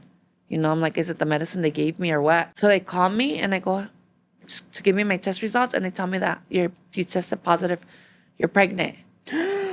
And I'm like, oh my God, my dad's gonna kill me. Like, I keep messing up. Yeah, you're like, fuck. Yeah, me dice, cuídate, pero no me dijo, ve, tómate las pastillas. Like, O you know? cómo cuidarte, Yeah, yeah. so like, no tuve nadie que me guiara. Like, I'm not trying to put that as an excuse, but back then, no está como ahora. Like, Yeah. te hablan de todo. En aquel entonces no tanto. So, pues no me había cuidado. And salí con mi domingo 7 y mi mamá was more furious. Now was really the biggest puta ever. How did you tell her? I You're like, didn't, no me Mom, hablaba. My dad le tuvo que decir. did she talk to you afterwards? Like, ay, mija, yo sé que eres, you know, No. una puta, pero deja estar ahí por ti. Like, what was that like? Did she stop talking to you even more? No me habló. She just never talked to me. And then it was funny because I find out I'm pregnant with twins and stuff, you know. I was really sick throughout my whole pregnancy. Like always vomiting. I was dizzy. I couldn't get up. They put me on bed rest. I had all these complications. And then, like I said, I had high blood pressure, which comes with toxemia. Has something to do with high blood pressure. When I gave birth, I had preeclampsia. I had it all. So I had to be on bed rest all my pregnancy. And so I couldn't take it no more. They had induced my labor at 8 months. And I had seizures when I gave birth. I had Brianna first. It took me a whole hour to have Brittany. And then like right after I pushed for the placenta, I had a seizure and I had a couple of seizures after. What made it worse is that I was retaining a lot of water. I remember I told Ruben, I'm thirsty, like please, no me daban de tomar. So they said, you can't drink water. And I felt so thirsty. I was desperate for water. Y nada. And they said, you could have ice chips. But those first days, nada. You couldn't even have ice chips. They said I was retaining a lot of water. I was so desperate. You just don't know what it's like to be thirsty like that.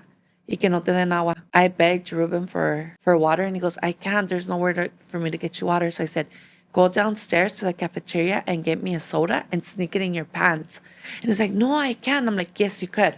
I go, you either do that or that's it, we're done. Porque I was desperate. I was bribing him in every way. So he goes y me trae la soda. Y he snuck it in his pants. Y me trae Mountain Dew. I hate Mountain Dew. And no, pues, en 2 sips me tomé todo un can de Mountain Dew. And right after that, I had seizures. Y siempre me dice, he's like, he always tells the girls, no, baby girl, I seen your mom. She started shaking after that. And the doctor told me, what? Like, you know, what happened? And he's like, I gave her a soda. And todavía el menso le dice al doctor. He goes, no, baby girl, cuando me dice el doctor that she got the seizures and that she could stay like malita and all that. He goes, I was going to run with you guys and leave her at the hospital. Que se muera ella antes de que lo involucren a él. Pero yo me voy. Like, I was like, damn. Like, you know, pero yeah, like I was in the hospital for like over a week. I just wanted to go home already porque no me dejaban dormir. They keep coming in. They press on your stomach. They had me on drugs. I felt like I was so high. When I would go back to Kaiser, because I remember that was the first day Kaiser opened in Fresno. It was another girl and me. And they kept trying to rush me like I was going to break it. Like the first girl giving birth with twins, you know? Yeah. So the other girl was just a single pregnancy and me, twins. No se me dio. The other girl gave birth first and my girls were the first girls born at the hospital. So I had to go back for something. And the nurses would make fun of me like, I remember you kept saying, I feel like I'm in the clouds. I feel like it's not me because I was so high on drugs because of the seizures. I think they were giving me like morphine. So I was out of it. I don't like drugs. No, not me. That's not for me. That's not my thing. And so that's how I got pregnant and I ended up with Ruben. You know, nos cuentas un poquito de durante ese tiempo tu mamá te dejó de hablar. How long after you gave birth did she go without talking to you? And what was the moment where you guys started having like a relationship again? Ruben and I would fight a lot. We were only 15. Y yo me peleaba con él y me iba con una tía y con otra because my dad's family lived over there. So pues me corría de la casa y pues me iba. Pero su mamá would always be like, no, pero pues no me podía encontrar. I think I had gotten into that pattern of running away. Yeah. You know, si a mí yo soy bien orgullosa. Si tú me dices, vete, lárgate, yo me voy. I'm not like, babe, no, don't kick me out or whatever. Yo no. Yo sí me voy. Like, I'll leave. Entonces, si a mí me corría, yo me iba. Because he would kick me out, so yo me iba. I remember que mi tía le dijo a mi mamá, tu hija está en el hospital, se está muriendo con seizures, tienes que ir a verla, y no quiso. Dijo, si no se casa, yo no voy. Because Like I said, back in the day, it was an embarrassment if you weren't married and you got pregnant. Times have changed so much now. But back in my times, that was something that was really bad if you weren't married. Did that affect you in any way, el escuchar o el saber que tu mamá en ese momento no vino a verte? I was sad because I thought maybe my dad told her, like, tu hija se están poniendo en el hospital, ven a verla. Because I had preeclampsia, I had toxemia. Like, now I hear so many girls of that dying, and I'm like, Dios mío, like, no fue mi tiempo porque no me morí. You know, I didn't, like, I hear so many girls of that dying now. It was in my time. Pero no, she didn't. She was a really hard person. Ahora se le ha ablandado el corazón con los niños. Con pero los nietos, yeah. See, like, now she's a she's a really good grandma. She loves the kids so much. I'm so happy que my mom has, changed so much. Pero no, me decía que si no me casaba, no. Con el tiempo, yo y Ruben nos peleábamos mucho. We were really young. Nos peleábamos mucho. And pues me corría mucho. And I would be like, well, I'm leaving. Y empacaba mis cosas. So my mother-in-law le habló a mi papá. Mi papá le dejó el número y le dijo que I was trying to leave, pero pues, because he would kick me out. Una vez fue mi mamá para allá, and she, like, briefly seen the girls and stuff. The girls must have been like 4 or 5 months. That's when she first met them. And she's like, pues lo que tú decidiste, tú querías esto, pues ahora esto, like, ahora you have to live with this, da da da. She started kind of talking to me, but I still couldn't visit her. But I was able to call her. So I would call her, mamá, and this and this, and I, si me hablábamos.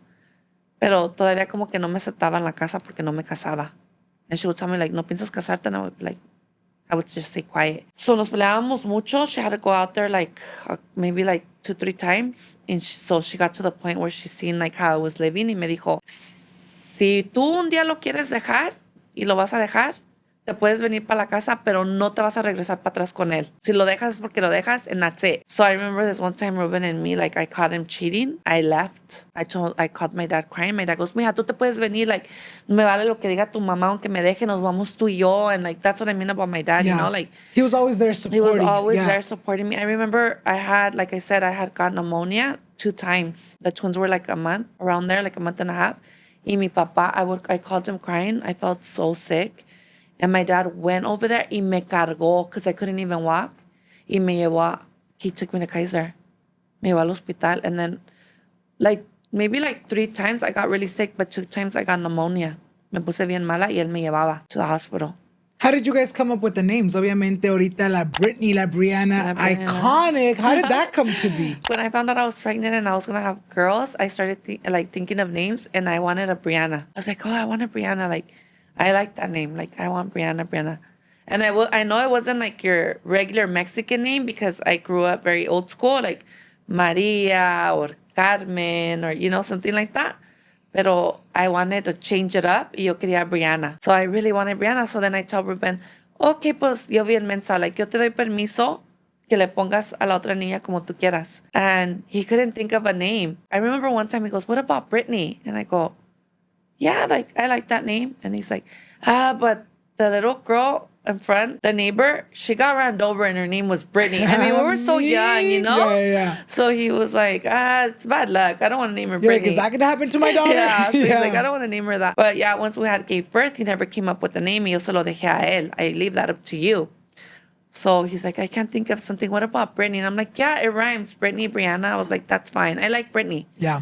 I always liked Brittany. So that's when I was like, yeah, that's fine, Brittany. You become a first-time mom and with twins, which is doble el cargo. What was it like at the beginning? Was it hard to adjust to this new life of yours? Like, oh shit, like I'm 15, 16. Now I have the responsibility of 2 infants.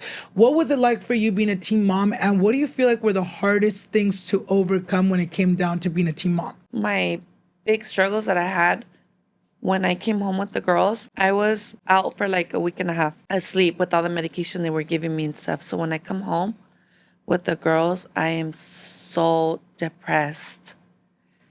I'm thinking so many things are going through my head. Don't get me wrong. I felt like I felt that I loved the girls. And you know what, you guys? I never talked about this because I was ashamed to talk about this because I didn't have nobody to guide me.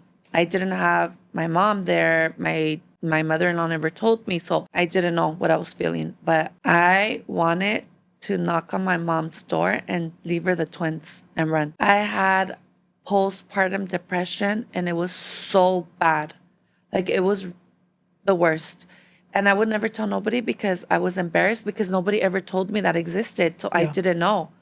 So I wouldn't talk about it. And I was ashamed of myself for thinking what I would think. I never had postpartum where I wanted to hurt my daughters. It was never that way. I just felt like, why did I get pregnant? Why did I do this? I don't want this. That's how I felt. You just felt like emotionally disattached from Yes. that. Yeah. I don't know also if it had to do with because I was out for like a week, but when I would wake up, I would be like, how are my daughters? I haven't even seen them. They would give me more drugs and I would go back to sleep because they couldn't give me water. I was so thirsty. I was just suffering.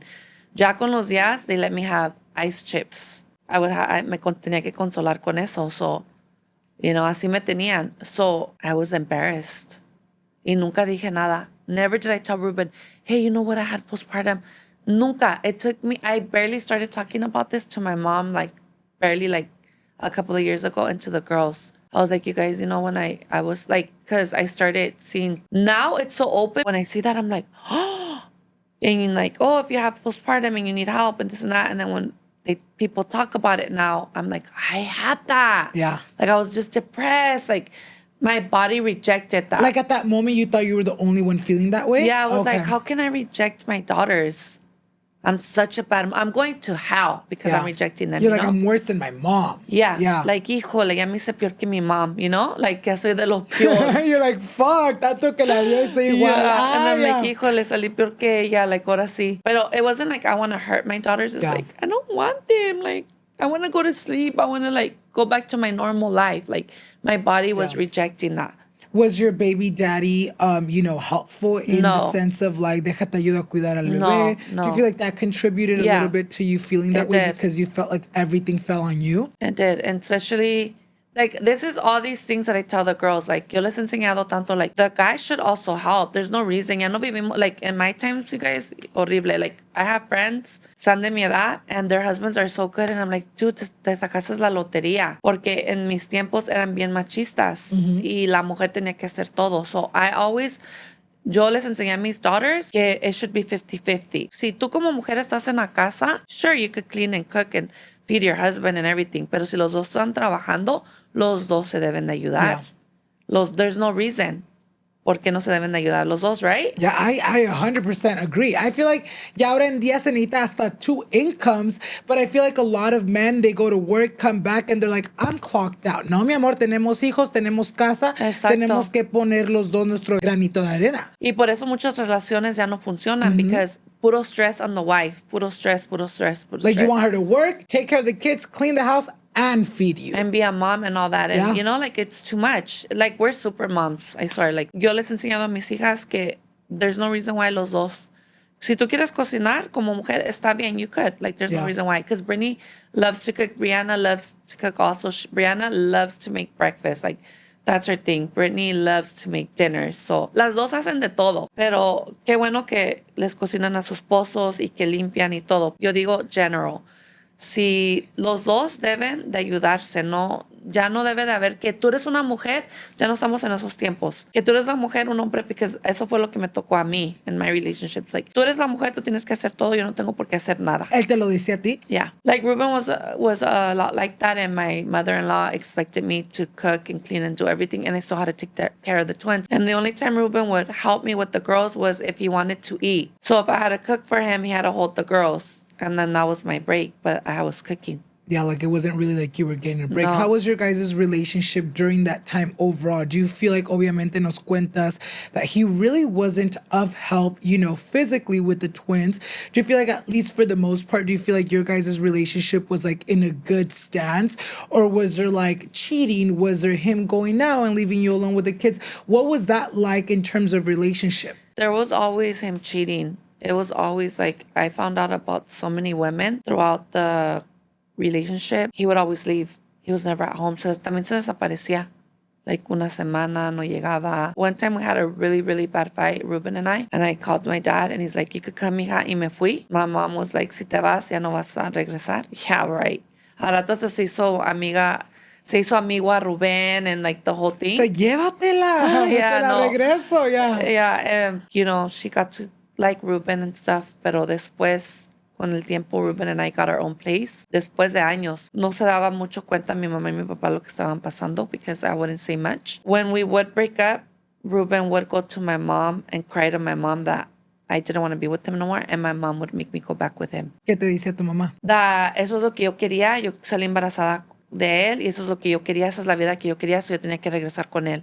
Que porque qué iba a decir la gente si yo me dejaba de él y que mis hijos iban a andar sufriendo, que ningún hombre iba a querer a mis hijos como Rubén, because he was the father, so that I had to stay with him. Would your baby daddy le dice a tu mamá que él te ponía los cuernos, or would he kind of go paint a different story of why you guys were fighting? He would paint a different story, but sometime I was living with my mom, with Ruben ended up coming to live with me because I was like, I'm not going back with you.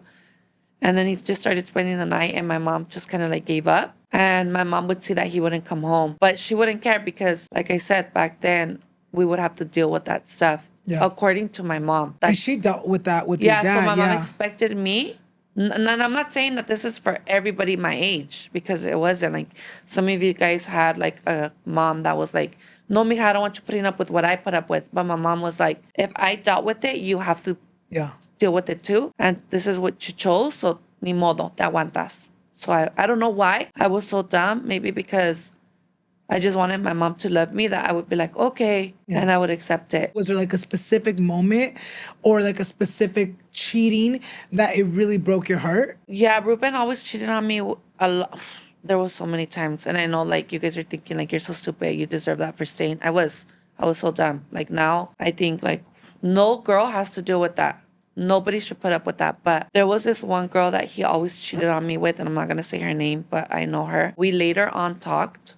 I'll explain that right now. But he always cheated on me with that one girl. And that one girl would always say, leave her and come to me. And he would always say, no, I can't. Well, this is according to what Ruben tells me. Like, I'm never going to leave my family. Later on with time, like when Ruben and I started doing YouTube together, I ended up talking to her and she ended up apologizing to me because Ruben kept on with her. Yeah. Like, even after you guys se dejaron? When we were doing YouTube, he was still talking to her. See, when I was pregnant with my son Ruben, with little Ruben, she called me. And she's the one that told me. ¿Qué te dijo? That amante, that she was with Ruben and that she was messing around with him and that she wanted me to know that she had just been with him. And I was pregnant. Like descarada vibes. Descarada vibes, yeah. She's like, I know he's sleeping with you, but he was with me last night. But he tells me that he doesn't want to be with you. He wants to be with me. And I just want to let you know. Y riéndose. Like, I just want to let you know he was just with me right now. Y luego, pues, él llegaba and it made sense. Yeah. And I remember I would cry and, like, I would go off and we would fight. She even, like, one time, I remember that back then, se usaban, like, these boxes that they were, like, chipped and you would be able to watch, like, all the cable channels. And I remember Ruben had got that for us. And she even called the cops on me for that. And I almost went to jail for that. Oh, yes, because they were, like, illegal. It was like you were stealing the cable. You were stealing the cable. Yes. And I remember you would go, ding, ding. You would just push. And I remember she told me she was going to do that. And she did it. So ella me hizo mucho daño in a lot of ways. He just would never stop cheating, and I was not happy with him no more, and I was mentally checked out. I didn't love him anymore. I was mentally checked out. I don't want to be with him no more. I tried to leave him a lot of times, and my parents would make me go back, and I had a talk with my dad, and I said, I'm not going to let you interfere. I'm not happy. Like, I'm miserable. And I remember crying to my dad, and my dad was hugging me, and no me dijo nada. He just said, si no estás feliz, entonces déjalo. Yo te apoyo. I remember I told my mom the same thing. Ya no quería estar con él. No me dejaba. I was like living in fear, always being with Ruben. Because he was always in and out of jail. And my life was miserable. I was always in fear. Eso se me grababa lo que mi mamá me decía. Like, es que van a venir y nadie te va a tratar a los niños bien. O tú decidiste irte con él, es lo que tú querías. So, ahora tienes que estar con él. ¿Qué va a decir la gente de ti? So I would take that. Like, that's what I had to do. Until I couldn't take it no more. So once he went to jail, I said, this is my time to leave. Because I would leave him and he would not leave me alone. You're never going to leave me. And he wouldn't leave. He would stay outside of the house and he just wouldn't leave. How was it like co-parenting? Obviamente, él está en la cárcel. Tienen a 3 hijos. Would you take the kids to jail, like to visit him? At first I would. Yeah, I told the kids I never lied, and I told them where their dad was at. Yo les dije que estaba en la cárcel, and they knew. Like, I would take the kids to go visit their tia Lulu, like, so they would always be around his family. But there was some time where I just did kind of stay away because I just wanted to stay away from all that. And once he went to prison, I just stayed away. I just didn't want that for the kids anymore. When he got out, I was already with somebody else. By the time Ruben got out of jail, tú ya estabas en otra relación, and this person ended up being your second baby daddy. ¿Cómo conoces tú a tu segundo baby daddy? What was that like at the beginning of the relationship? How did he ask you to be his girlfriend? And what was the relationship like at the beginning? Do you feel like en el momento que lo conociste and you guys became like a couple, do you feel like you're like, oh my God, this is perfect, I found the one? Or do you feel like at the beginning with this relationship as well, do you feel like it was toxic already? I was going to Fresno City College, and I had friends. All my friends went to Fresno State. So I remember back then we would go out and like todas nos juntábamos. So I remember that I met one of my friends. She lived in Stockton, and ella tenía un novio que había conocido en Sacramento. Entonces, she's like, yo te voy a presentar a su hermano de él. Entonces I was like, oh, whatever, you know. Me presentó al hermano de él, and that's how I met him. At first, there was nothing. I remember there was a club in Stockton que se llamaba Flamingos. And I remember I would go to Flamingos a lot, and I would see him, and así nos hicimos novios yo y él. How did it escalate, obviamente, from, you know, being boyfriend and girlfriend to like you finding out you were pregnant? ¿Cómo te das cuenta de que estabas embarazada? Because yo vivía en Fresno y él vivía en Sacramento, so we had like kind of like a long distance relationship, but not that long.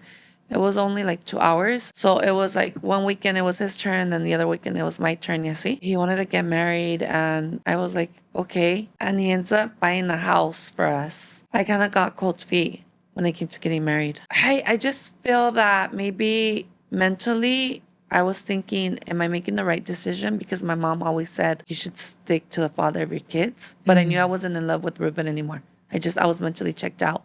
I didn't love him. So I felt like, am I doing the right thing? Like, what if this fails? You know, that would cross my mind. So I asked for a break. And a lot happened between that break. When we had a break, he ended up meeting another girl when he went out. That girl, I want to just say, I'm so sorry for any harm I might have caused, but he was back and forth with me and that girl. And at first I didn't know because I had asked for a break and that's what I wanted. We were going to get married. He bought a house, everything. So he continued to be with this girl, and my friends ended up telling me that they seen him at the club with this girl. So I said, I have to be a big girl and I have to let him go. I'm not going to deal with this. I already knew that I didn't want to be putting up with stuff like that. So I said, no, lo tengo que dejar ir. I'm not going to deal with this. And I told him, hey, you know what? They told me that they had seen you at the club with this other girl, and I already knew who that girl was because I've been knowing about that girl. He was like, no, that's not true, blah, blah, blah, because he would always lie, of course. And I said, you know what? It's true. I'm not dealing with this anymore. And one of his sisters never liked me because I had kids already. He didn't have kids. So, of course, I didn't want a girl with kids already. So she didn't like me. When she met me, she didn't know I had kids. She liked me. But when she found out I had kids, she didn't like me. That's another reason why I wanted to take a break, because of her. So I ended up telling him we shouldn't be together no more. It's over. And he was okay with it. So I mentally prepared myself to be strong and to move on. And it's going to hurt me now, but I'll get over it and I'll live. I remember I had moved to Stockton because we were trying to make the relationship work out. And I moved with a friend. She was a really good friend. I moved with the twins there just to try it out and see if we liked it. And then he just didn't care and we broke up. And I was supposed to start my period like a week later.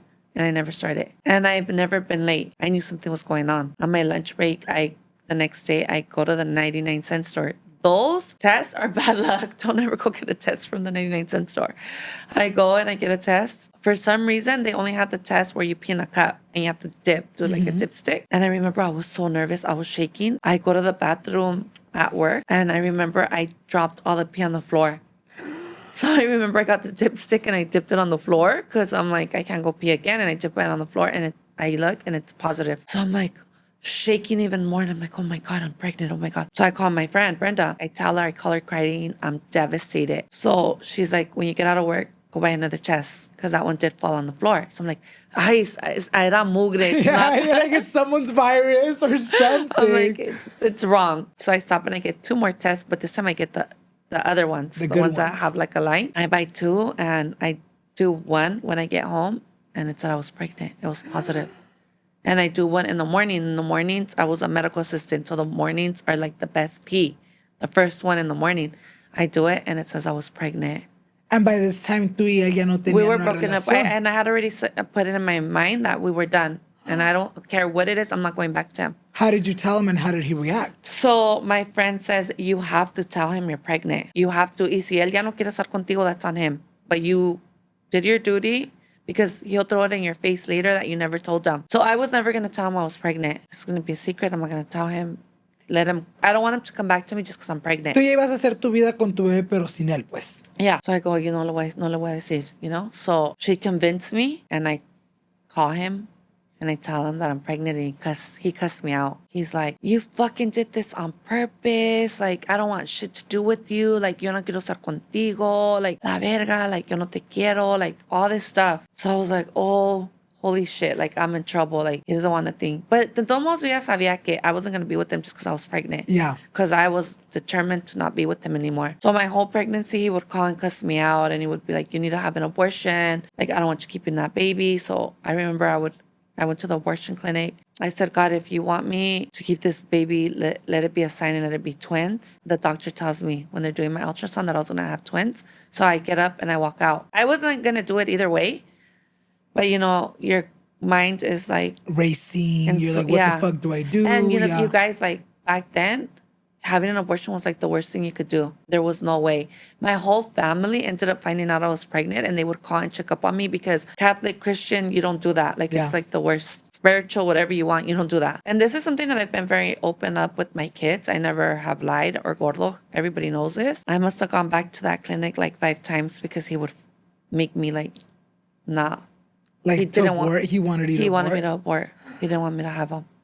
So he would pressure me a lot. I decided to change my number and everything. One time he called me and he told me that he had another girl pregnant so that I could have an abortion because he wanted to make sure that I didn't have the baby and he stayed with the girl he was with. And I remember I would pray so much because I would go to sleep crying and crying and crying. I remember I had like a dream, like one of those angels and God and everything, like, telling me. I already knew I was going to keep this baby no matter what because I couldn't go through an abortion. And to each their own, like I'm not with or without. Like, I'm very open to it. I remember my dad took me in because I stopped working because I get so sick pregnant. And my dad took me in and Ginger. And I was staying with them. And I wasn't working at the time. I remember my dad would get up, make me breakfast. Like, he took so good.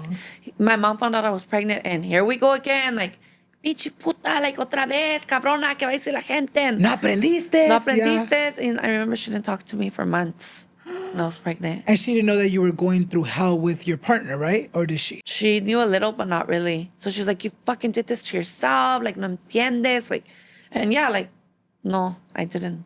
You're learn. You're like, no, she's right. Like, I don't know how the heck I'm always getting pregnant if, like, I take care of myself and this happens, you know? So that time I got pregnant because I was on an antibiotic. The antibiotic eats up birth control.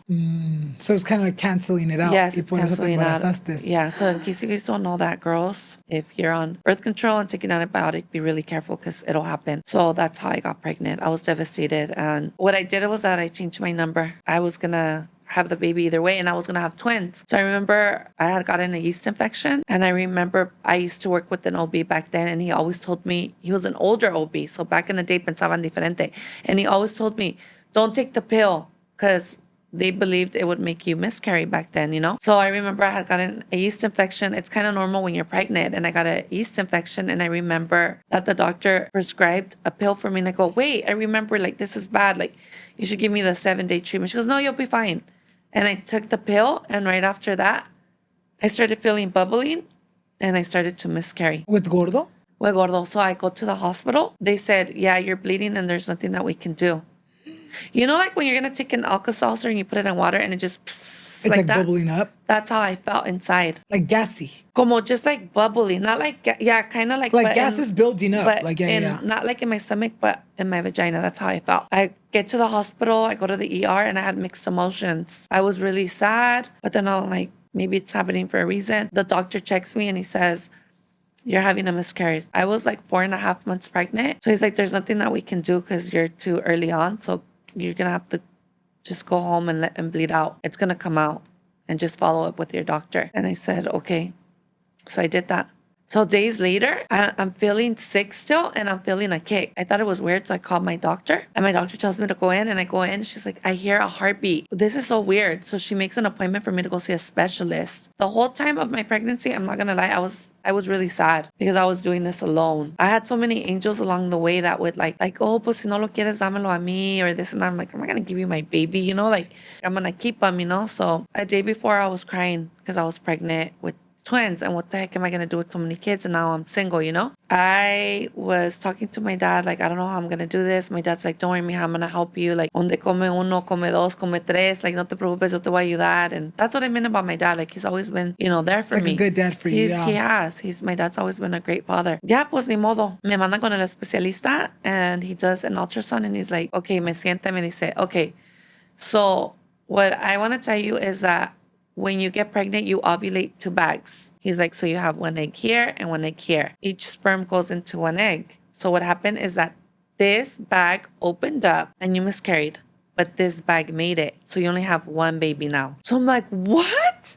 He's like, yes. And this is something that you inherited from your great grandmother. My dad's sister, she has twins. So it's supposed to be skipping generation. And with me, I've actually gotten pregnant with twins 3 times. So the twins that I have, Brittany and Brianna, and then from Gordo's dad, I got pregnant with twins and I miscarried those when we were in the works of getting married. And I don't know, like I take care of myself and it's not like I'm, you know, like not on birth control, and I was. Back then it was a patch. I remember I was on the patch. Gordo was a twin and then I miscarried 1. So I guess like my great grandmother or something like that had, I think like twins also. So it runs in my family. There comes Gordo and I was like, pues ni modo, Dios me lo mandó por algo. And then I remembered I had gotten an interview to work at the hospital. I had applied. I don't know how Fresno Community got my resume, but they called me and they passed my resume around and I started working there, and the doctors and everybody, like, they were all so good to me and everybody like helped me out. They gave me a baby shower and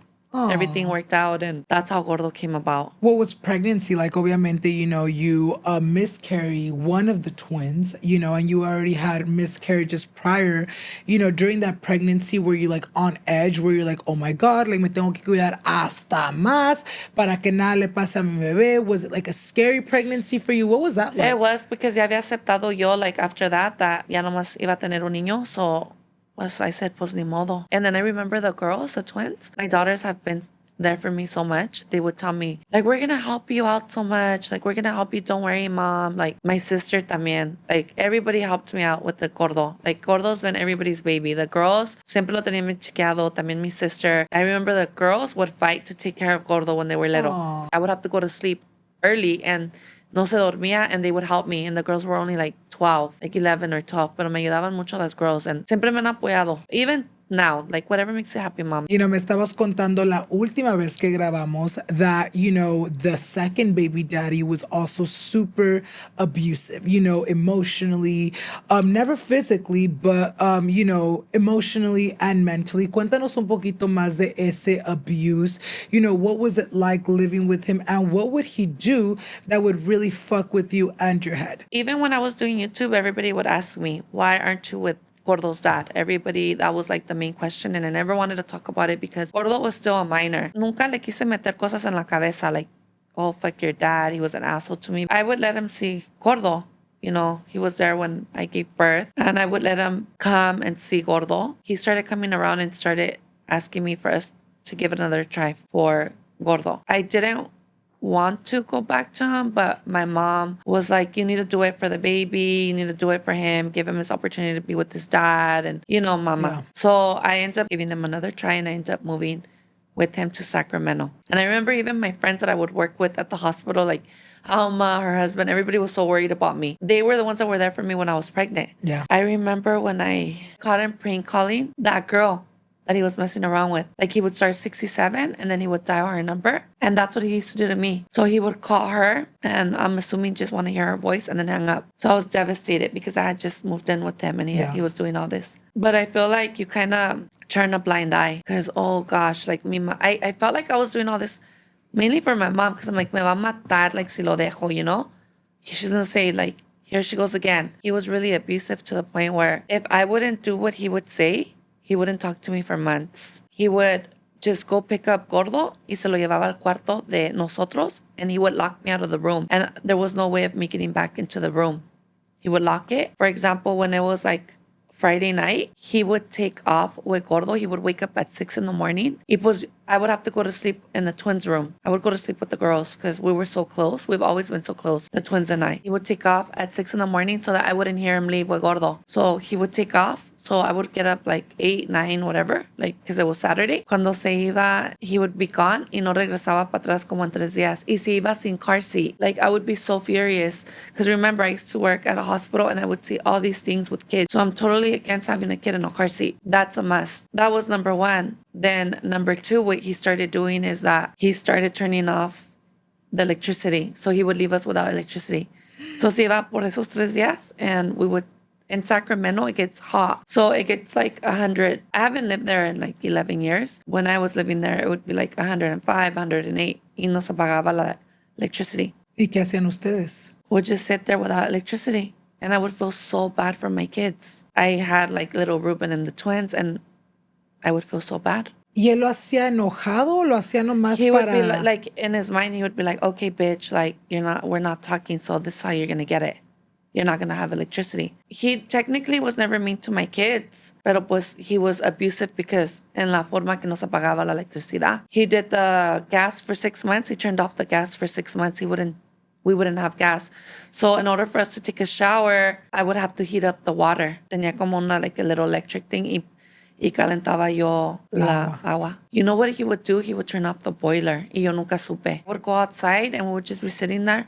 So the neighbor in front, he was an older man. He was like a really nice old man. And he would say, I always see you like the whole weekend in front of, like outside of the house because it would be so hot inside. And he would say like, what's going on? And I would say it's because, so ya le decía a él, he did this and he did that and he turned off the electricity and he would get so mad and he would say, you know what? He turned off the electricity with the breaker. That's how he did it. And I was like, the breaker? And he's like, yeah, go find the breaker and put all the switches the same. And it was a breaker. So then he knew that I caught on to the breaker. And then I always like to sleep with like a night light or with the light on. So when I would sleep in the twins' room, I always slept with the outside light. So adrede para darme a mí. And like, ya sabes qué, he would, pues en la madre, he would go turn off. Me quitaba el foco. I mentioned it in the other video. When I was a little girl, we used to have a serial killer named Richard Ramirez. I don't know if you ever heard of him. The Night Stalker. I was the Night Stalker, yeah. The Night Stalker. So when I was a little girl, I would be terrified of him. That's how I started sleeping with the nightlight all the time because yo le tenía miedo. Él adrede sabía que that was my fear y me quitaba la luz. So él hacía cositas to just darme la madre. So like I said, el gas me lo quitaba, like we didn't have gas for like 6 months. So that was also hard to cook because no había gas. La agua me la pagaba también, so we would go days without a shower. And then he would kick us out, like in the middle of the night. And I would have to like get up with all the kids and leave, and we would have to sleep in the car. So I remember I would always park down the street because I was so scared to sleep in the car with all the kids. So I already knew my neighborhood. So I remember I would sleep in the car with all the kids and even the dog. We had a little dog named Chapo back then. And even with him, we would sleep in the car. And I remember that was my life with him. Would your kids, obviamente at that time, the girls were a little older, would they question like, Mom, what's going on? We've been outside, or he's kicking us out. Would they kind of like se daban cuenta de lo que estaba pasando? Yeah, se daban cuenta de lo que estaba pasando, pero nunca se metían. They would never tell him nothing or nothing. They were always really good girls, really quiet. He was very mentally abusive. Like, era bien machista él. He was really, really machista. Like, I had to always cook. We never went out to eat because no le gustaba la comida de la calle. Una mujer te tiene que cocinar, hacer tortillas de harina. Una mujer tiene que limpiar. I remember he lost his job and I would be the one bringing in all the income and he wouldn't work. And I would come home and the house would be a mess to him watching porn, being on the computer, but not helping clean because a man wouldn't do that. Nomás la mujer tenía que hacer eso. What was like, your final straw? What was like your breaking point where you're like, you know what? I'm tired of the abuse. I'm done with you. What was like that last straw that you're like, aquí queda esto? There was this one time where I had like a little clothing store in Sacramento, and he would use my car because his car was messed up, and I had an Expedition back then, and I remember he would use my car para andar para arriba y para abajo con el hermano. That shop would close, And we would be outside waiting, and pues we had to walk home. Porque no venía con Porque el no carro. venía por nosotros. And I would feel so bad for my kids because it would be hot. And I would feel so bad for them. Y a le valía. So I remember I was like, I'm putting my foot down. I would call my dad and I would tell him what was going on. And he would tell me, leave him. If you're not happy, leave him. Who cares what your mom says? Déjalo, mándalo a la chingada. I was scared. But I knew it had to be done. I knew I had to leave him. I knew I wasn't happy. When I decided to leave him, we had a big fight and he kept leaving us walking for days. He just wouldn't care. Not even his own son. Like, nos dejaba caminando y él andaba nomás para arriba, para abajo con el hermano. I remember this one time he wanted to take my car and I said, no, you're not taking it because you leave it without gas and I'm struggling to even like have to pay the rent for the clothing. When I would have to come to LA to buy clothing, I said, no. I said, I'm not doing that. Plus, I would have to help with the bills at home. I was paying everything because his job had gone down the drain. So I said, I'm not doing that. I was the one paying everything at the house. He wanted to take off in the car and I said, no. I said, you're not taking off in the car. And we started arguing. He got crazy with me like, I'm fucking taking off in the car and I don't care what you say. And the girls, for the first time ever, got in it. And they're like, you're not taking off in the car and this and that. You're not going to do that to my mom. You leave us walking. And I'm like, whoa, where did this come from? Like, I didn't know that side from the kids. And it was the twins and my son, Ruben. And I remember Brittany said something like, you're a bitch to my mom or something like that. And he's like, tú eres una bitch. Like that. And she gets up, está enfurecida. And she goes after him and pushes him. And he comes and he pushes the twin and she flies. And I was like kind of far away from where the twins were. And I'm going and I'm like, oh my God, I'm going to go down right now for domestic because I am not going to let him touch my daughter. So en eso se levanta la otra cuata and my son, and they all start ganging up on him and they start beating him up. So by the time I get there was like not even no room for me to like beat him up because they were all beating him up. So I ended up like calming the situation down and getting the kids off of him. And I said, this ends here. I said, I cannot, like, running the risk of going to jail. It's already getting abusive mentally and physically, and I'm leaving him. And I remember the night before, I had heard him talking to another girl on the phone. He like, oh, sí, amor, and all this and that. And I already knew, like, I was checked out. And then that happened with them fighting. And I hear him talking to that girl again. So I got my stuff that night and I left. And I never went back. What was co-parenting like with him? You know, obviamente, you were unhappy. You knew that you needed to get out of that relationship, pero al fin del día tienen un hijo en común. What was, you know, the co-parenting like? Was he like present? You know, were you guys like switching days? What was that all like? After I left him, I always decided that he could see his son. I never kept his son away from him. I always let him see his son. I would be the one that would look for him and say, hey, your son wants to see you. He wouldn't want to come around. Because he would tell me, if you don't get back with me, I don't want to have nothing to do with you guys. So he begged me for like 5 years for us to get back together. And I never did. So I would kind of force Gordo on him. So I remember what he would do to get back at me was that he would show up at Gordo's preschool and he would pick him up an hour before he had to be out of school. He would take him out and he would take off. And I would go and I would wait for Gordo. Gordo would never come out. So I would go to the teacher like, hey, where's like my son? And she would say, I think his dad came to pick him up. And then I would say, I think it's not good enough for me. Like, I would... Like, where's my fucking son? Where's my son? I would be panicking. So he would do, like, mental stuff to me. Like... Hacerte tu vida, pues, difícil. Yeah, like, throughout our whole relationship, everything was mental. Like, I would clean the house, and the house was really big, and he would come, and he would, like, get a cucumber, y así cochinero all over. And camarones, y agarraba the shelves and all over. Like, to me, all that was just, like, mental abuse, you know? And so he would do that with my son. He would take off for a week, no sabía nada de él. And I would call his sister and ask, nadie me daba información de nada. They would all go along with him. And then later on, I moved to LA and no supo de mí for a couple of years. Brianna ends up running into him and he asked if he can have my number. And I said, yeah, sure, whatever time. Porque no me dejaban paz. Yeah. So I had to change my number. I told him I'm moving and, you know, empezó con que, oh, I'm going to go to court y te voy a quitar el niño and all this and that. So that's when I was like, hey, I need to go. So I looked into an attorney and everything. And they're like, right now there's no custody. You can leave. And he wouldn't see him anyways because he was trying to get back at me. So if that hurts you, then I'm not going to see him. So no lo miraba. When he would see me around in Sacramento, it was that he would chase me around in the car. So I thought, like, my life's at risk here. Like, I need to get out of here. That's when I started telling the girls, I need to go. Me vine. I would go to Sacramento, and we already had the schedule. Like, I would go for Thanksgiving. I would go for Christmas. I would go for New Year's, Easter, 4th of July, whatever. You know, those holidays, I would go, y él se llevaba al niño. Así siempre fue. En los años que he came back into his life. I remember this time it was Thanksgiving. Le hablé as I would, and I said, hey, for Thanksgiving, I'm going over there, whatever. Same schedule. You can pick up Gordo. So he would pick up Gordo in the morning because they have dinner early, and of course, we're known for having dinner late. So ya me lo traía en la noche a mí. I remember que lo arreglé al niño, lo arreglé y todo, y le hablé, y no me contestaba. And I go, well, he knows the drill, ahorita llega. Y le hablaba, le hablé como unas 100 veces y nunca llegó y nunca lo recogió. Y se quedó llorando Gordo. Se quedó llorando. Y cuando yo miré a mi hijo llorar, porque su papá lo rechazó y no vino por él, oh, God, le agarré coraje. Y le hablé y le dije, a mí me puedes hacer lo que te dé tu chingada gana, pero al niño no. Al niño no me le vas a hacer eso, whatever. And he made excuses. Pero es que ya andaba con una girl. And it was 15 years older than the girl. So tenía que quedar bien. Come Christmas, the exact same thing. And he would leave Gordo crying. And that would hurt my heart. The next holiday, the same thing. So I said, I'm cutting it right here. No more. Yeah. So I said, you will never do this to my son again. You will never ask to see him. You lost your chances. I gave you 3 opportunities. You didn't pick him up. We're done. And Gordo actually was the one that made the decision. He didn't want to have nothing to do with him anymore. ¿Por qué? He knew that his dad didn't pick him up, and he would start crying, and he was so hurt.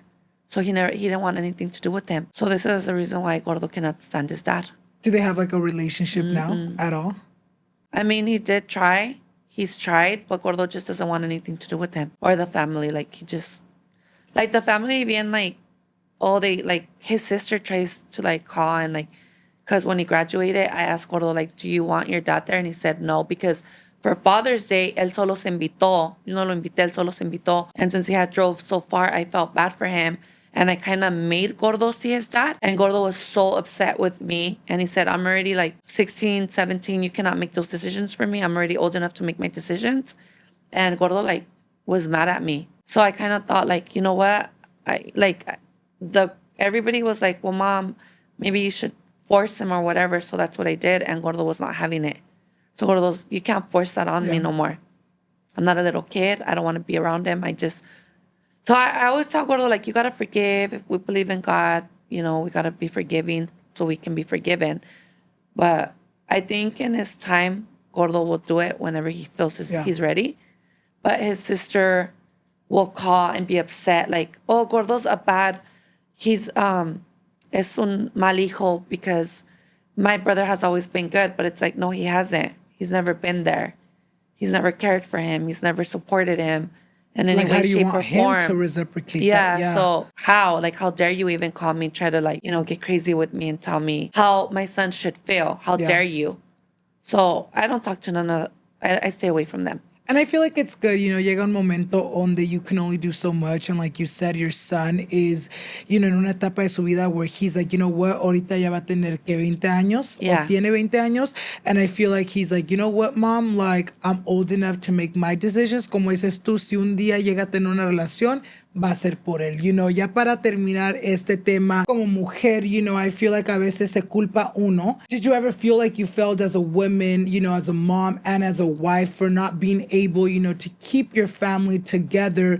If so, how did you get rid of those, like, far from the truth thoughts? When you have kids, you have to be really careful who you're with. I do feel like I failed as a mom, and mainly as a mom, because as a woman, I tried, but as a mom with my kids. Because why would I even I should have only allowed that once, not even once. When that happened, all that turning off the electricity, water, and gas, I should have, like, got out, and I didn't because I really wanted to try to make it work out. And sometimes as women, we do that for our kids. Yeah. You know, we try to make that work out. And there was other things that are really bad that I don't want to, like, talk about, but I found out about stuff that just horrible. And to me, as a mom, I feel like I failed. You can never trust a man around your kids, even if, oh, he's been like a dad to me. Just there are some good men out there, but you always got to keep your eyes open. I feel like I didn't choose the right dad for my kids because, uno de la prisión no sale y luego pues el otro bien machista, bien abusivo, bien, he comes with a lot of bad habits. I feel like he was mentally maybe not stable because a mental person would not do that. And then for 5 years, he didn't leave me alone and stuff like that. So I feel that as a mom, I failed in that sense because I should have never let my kids go through that. I remember one time when I was at work, Brittany, we have a family message, a group chat, and I remember Brittany said, Mom, remember when we used to get kicked out by you know who? We would get kicked out and we would have to sleep in the car. Ha ha ha. And I started crying at work because I felt like a horrible mom. I felt like it hurt me so mad because to me, the most important thing in my life are my kids and my grandkids. I love my kids. Like, I will do anything for my kids anytime, and especially for my grandkids. And I'm the type of person that I don't like when other people talk bad about my kids. I feel like as a mom, you have to defend your kids. You as a mom, you know what you have. You know what I mean? Like, uno sabe lo que tiene. Pero I feel that in that sense, I failed as a mom. I failed my kids as a mom because they should have never gone through that. So I knew I had to get up and I had to leave. So my kids know that this is not okay. This is not the treatment you get. You guys, that is not okay. I'm telling all the young moms out there that that is not okay. You do not let nobody treat you that way. We're not in those times anymore. And you don't have to put up with mental or physical abuse. If you're not happy, don't stay in a relationship because you feel like you have to stay there because your mom or your kids. Sometimes we do it for our kids and it's worse because it's mental abuse. Like, for instance, me with my parents, and maybe I did that to my kids too. So thank God I left early on when they were 5. But now I've gotten really picky to where I don't trust nobody. Like, I am like with my antenitas up when I meet a guy and I'm like, like, no. What does dating look like for you now? What are red flags now that you're like, no, mi amor, no las voy a ignorar when it comes to your dating life now? So that's what I always tell the girls because they're like, Mom, you're just too picky. You're like, this guy is good. What's wrong with this guy or that guy or whatever? Now I've learned I don't talk to the girls about my guys. Okay. I just don't because they are my best friends, but they're like judging me over here. Or even my mom, because, my mom has changed a lot. And she's like, ahora qué pero le vas a poner a este? No, ya te conozco. Ese no lo va a hacer. And even my friend's like, another one that hits the dust or whatever. Red flags for me are guys that expect me to do too much. Yeah. Like you're the prize. Yeah. Like we both go to work, but you still have to come home and clean and cook and do all this. And I'm just going to sit down. To me, that's not okay. If we both work, then if you don't know how to cook, that's fine. I can cook, but what can you bring to the table? Like, are you going to help me wash the dishes? Can you do laundry? Because I'm not a maid and I don't want to ever get treated like a maid again. So guys my age do expect that, but that's not what I want. Like, and if you want me, you ain't gonna get that. I'm not doing that, and I'm okay. You guys, I know you guys are like, pues te vas a quedar sola, pinche vieja. And I'm like, I'm okay with that. Yeah. Ya tuve mis hijos. I already had my kids. I'm enjoying my grandkids, and I'm okay with that. Yeah. If I don't remarry, or I've never been married, but if I don't find the one, I'm okay with that. And, just like machista guys, that's not okay with me. And I feel like it's great that you have standards. It's not that you're picky. It's not that you want this perfectly or this or that. It's very much you have standards. You've gone through a lot. You've seen and you've been in situations where these men have treated you shitty. And it's all like a learning experience. You got treated that way and you're like, you know what? I don't want this shit for me forever. You see, I me salí. And if I had a tie and a connection to these other 2 men because they were the fathers of my kids, y me salí de eso, I'm not gonna fucking tolerate that shit for a guy that ain't even the fucking dad to my kids. Yeah, and also like times never change because I'm back in my days and all the even times now, and I even have friends that are like in their 20s or like my friends' sisters or their daughters. Red flags, guys that want to sleep with you on the same night. I mean, if you're down for that and that's what you want, that's okay. But I'm just not down for that. I'm kind of old school when it comes to that, and I'm not out there to just sleep around. Yeah.